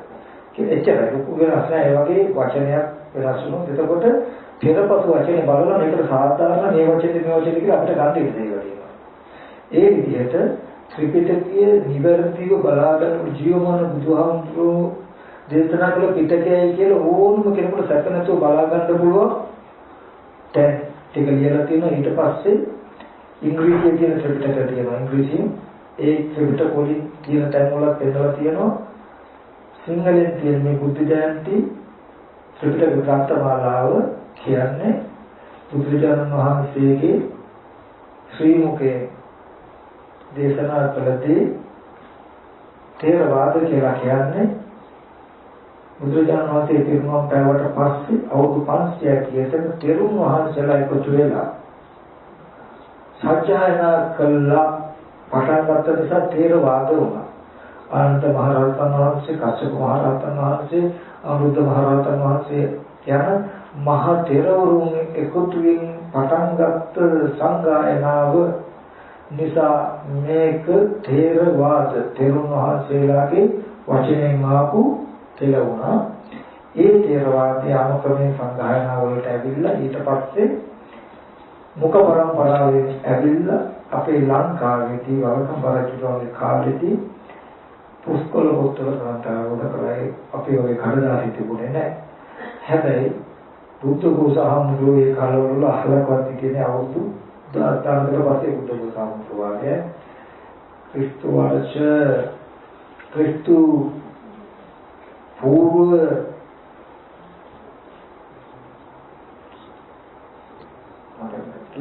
ක්‍රිස්තු බුද්ධ වර්ෂ 500 ගණන් ගියාට පස්සේ තමයි 490 ගණන් ගියාට පස්සේ තමයි ත්‍රිපිටකය ලියුවේ. ඊට පස්සේ බුද්ධ ගෝසාහමුදුරෝ බුද්ධ වර්ෂ 1000 ගණන් ගියාට පස්සේ ආවේ. මේක ලිව්වේ 490 ගණන් 460 ගණන් එක 500ක් ගිය කාලේ. ත්‍රිපිටකය ලියලා අවුරුදු 500 600 ගියාට පස්සේ බුද්ධ ගෝසාහමුදුරෝ ත්‍රිපිටකය රැඳෙන්නේ කොහොමද? ඒ විදිහට ලියපු අර පුස්කොළ පොත් කිසි වෙලාවක වෙනස් වෙන්නේ නැහැ, වෙනස් වෙන්නේ නැහැ. අටුවා විතරයි බුද්ධ ගෝසාහමුදුරෝ පරිවර්තනය කළේ. අටකට. පිටකයට මුකුත්ුනේ නැහැ. ඒ පිටකය තමයි තල්පත් වල එක තැනක තිබුණොත් විනාශ වෙයි කියලා තැන් වල ඒව කොපි ලියලා එක සංඝ පරම්පරාවලට බාර දුන්නා. ওই ගොඩාක් පරණ රජමහා විහාර කියන්නේ අතීතයේ ඉඳන් ආපු පරම්පරාවක්. ඒ හැම රජමහා විහාර ස්ථානයකම පරම්පරාවෙන් ආපු රකින්න උරුම වෙච්ච මේ පුස්කොළ තියෙනවා. පුස්කොළ ප්‍රමාණයක් තියෙනවා, නිකායක් තියෙනවා. මේ නිකායේ ඉන්න හාමුදුරුවෝ එවකට ඒකට කළු මැදලා ඒක ආරක්ෂා කරන්න ඕන. ඒක ගිලිහිලා යනවා නම් ඒක අලුත් පුස්කොළ පොතක ඒ විදිහකම ලියන්න ඕන. අපි ඔය ස්වාමීන් වහන්සේලාට සමහර දුස්සීලයි කියයි, වැරදි කියයි, බණේ කියයි. නමුත් ඔබත් මා දැනට ඔබට මට බාහිරයි කියන්න ඔබෙත් මගේ අද සිල්වත් වෙනවා. ඔබෙත් මගේ සිල්වත්කම සමහර විකෘති එක කොට නැගිලා තියෙන්නේ දුස්සීලයි කියන ස්වාමීන් වහන්සේලාගේ අප්‍රමාණ කැපකිරීමට. උන්වහන්සේලා හරිය සත්පුරුෂයි. හරිම සත්පුරුෂයි. උන්වහන්සේලා පායට යන කර්ම කරගත්තට ඔබට මට නිවන් දකින්න මග ඉතුරු කළා. උන්වහන්සේලා පෙරදෙරදී කිව්වේ නැහැ. සාසනය වැරදි කිව්වේ නැහැ. උන්වහන්සේලා අකුසල කර්ම කරන්න ඇති. දුස්සීල වෙන්න ඇති. ඒකේ උන්වහන්සේලා අපායට ගියා මිසක උන්වහන්සේලා දුස්සීල වුණා කියලා ඔබයි මායි අපායට යනවා නෑ. උන්වහන්සේලා දුස්සීල වෙලා ඔබටත් මටත් නිවන් දකින්න මග ඉතුරු කළා. නමුත් අද ඔබටත් මට නිවන් දකින්න තියෙන මගම විනාශ කරගෙන එයා තමන් විතරනේ අපායට යන වුවත් බවත් අපායට ගෙනෙනවා. අතීතයේ පන්සලක වැඩ හිටපු හාමුදුරුවෝ ධර්ම සත්පුරුෂ අන්තිම දුස්සීල හාමුදුරුවෝ සත්පුරුෂයි. ඒ මොකද එයා අකුසල කර්ම කළා. එයා අපායට යන්නේ කුණාට ඔබට මට අද නිවන් දකින මේ බණපදය ගෙනින් තැට දායක වෙලා තියෙනවා. එහෙනම් මම ඔබට කියන්නේ ඔබත් මම නිවන් දැකලා හෙට දවසේ මේ ශාසනයේ ඉපදෙන්න ඉන්න මිනිස්සුන්ගේ ඇස් දෙක අන්ධ කරමු කියලාද? මේ දෙකම විනාශ කරමු කියලාද? එහෙම වුණොත් සිල්වත් වෙච්ච ඔබටත් මටත් වඩා හරිය ශ්‍රේෂ්ඨයි දා දුස්සීලය. එයා තමන් දුස්සීල වුණාට ඔබෙත් වගේ ඇස් දෙක බෑදුවා. අද ඔබත් මමත් කොහොම හරි මිදිලා අනිත් කෙනාට එහෙන දෙව්වක් කමන්නේ කියන තැනකින් දෙලක් විනාශ කළා මිදෙන්න නම් හදන්නේ. අපි ඇත්තටම අසත්පුරුෂයි. අපි ඇත්තටම සිල්වත්. නමුත් අපිට පුළුවන් නම් අපි අතින් අඩුපාඩුවක් කමන්නේ. මම අපායට ගියත් කමන්නේ. නමුත් හෙට දවසේදී මේ සාහිත්‍යන අහිංසකයාගේ ඇස් දෙකේ කඳුළු නිවෙනවා කියන තැනකින් ඔබට මට හිතන්න පුළුවන් නම් දෙවරක් යමක් ඇත්ත නේද කියලා සාදුකාරයක් දෙන්න ඉස්සෙල්ලා දෙවරක් මට හිතන්න පුළුවන් නම් මම ඇත්ත නේද කියලා සාදුකාර දීමෙන් මිත්‍යා දෘෂ්ටියකට ඉදෙනවද? ප්‍රශ්නේ තියෙන්නේ මේ ආහුරුගේ මන්ට කැමති වුණා මේ ආහුරුගේ මන්ට කැමති වුණා කියන තැන නෙවෙයි මේ. ඕගොල්ලන්ට ඉලක්ක වෙන්නේ එහෙමනම් ඒක වැරදි. ඕගොල්ලෝ ඉලක්ක වෙන්නේ සුදත්ත නාමතු තව ආහුරු කෙනෙකුට කැමති නැහැ. අර ආහුරු සුදත්ත නාමතු කැමති නැහැ කියන එක ඒක වැරදි. ඒ ආහුරු අතරින්ද ඕගොල්ලෝ තීරණය කරන්න මේකේ නිර්මාණය වෙන්නේ මේකෙන් අනුග්‍රහය දැක්කේ අපි මොන දර්ශනයකද කියන එකයි තියෙන්නේ. එතරම් මේ ප්‍රශ්නේ යන්නේ. එතරම් මේ ප්‍රශ්නේ පුතේ. ඒකයි මේ කියන්නේ. ඒකයි කෑ ගහන්නේ. තරහට නෙමෙයි දුකට නෙමෙයි. අපිට මේ හම්බෙච්ච නිවන පණවිඩි ඇයි ලෝකයට ඉදිරියට නොදෙන්න තරම් අපි අසත්පුරුෂ වෙන්නේ කියන එකයි මම කියන්නේ. ඒ හින්දා ඔයගොල්ලෝ හිතන්න බය නැතුව බුද්ධ ජයන්ති ත්‍රිපිටකයේ බය නැතුව ජීවමාන බුදුහාමුදුරුවෝ පරිහරණය කරන්න. ඒකේ සමවිතමතාවයක් බලන්න ඕන නම් ඔයගොල්ලන්ට බුරුම ත්‍රිපිටකයේ තියෙන එක දැක්ක පාළියක් තියෙන්නේ. ඒ හැම එකක්ම PFD එක තියෙන ඉන්ටර්නෙට් එකේ ඩවුන්ලෝඩ් කරලා ගන්න පුළුවන්, අරගෙන බලන්න පුළුවන්. ඒ හින්දා උලට මතක් කරනවා මම අද දවසේදී මේ ශාසනයේ ඉන්නේ මරණයෙන් පස්සේ විමුක්තිය බලාගෙන මේ ජීවිතේ නිවන් දකින්න පුළුවන් කියන දර්ශනයක් නින්ද ඉන්නේ. ඒ දර්ශනයක් තියෙන ඒ දර්ශනය මට ලැබුණේ මේ ජීවමාන බුදුහාමුදුරුවෝ හින්දායි. ඉතින් එහෙම සුවකහත බවක් නොලැබුණා නම් අද මට මේ වත් එක ඕගලන්ට කියන්න බෑ. ඉතින් අපි බුද්ධිමත් නම් අපි නොහැත්තේ නම් අපිට මේ දෙක තමයි මෙතනටම ඇති මේ ජීවිතේ දුක නිවා ගන්න කියන එක මතක් කරලා ඔබෙත් මගේ යුතුයකම හෙට දවසේ උපදින අහිංසකයන්ගේ ඇස් දෙක අන්ධ කරන්නේ නැතුව ඒ අහිංසකයන්ට සතර දුකින් ඈතර වෙන මාව ඉතුරු කරන්න කියන එක මතක් කරගන්න.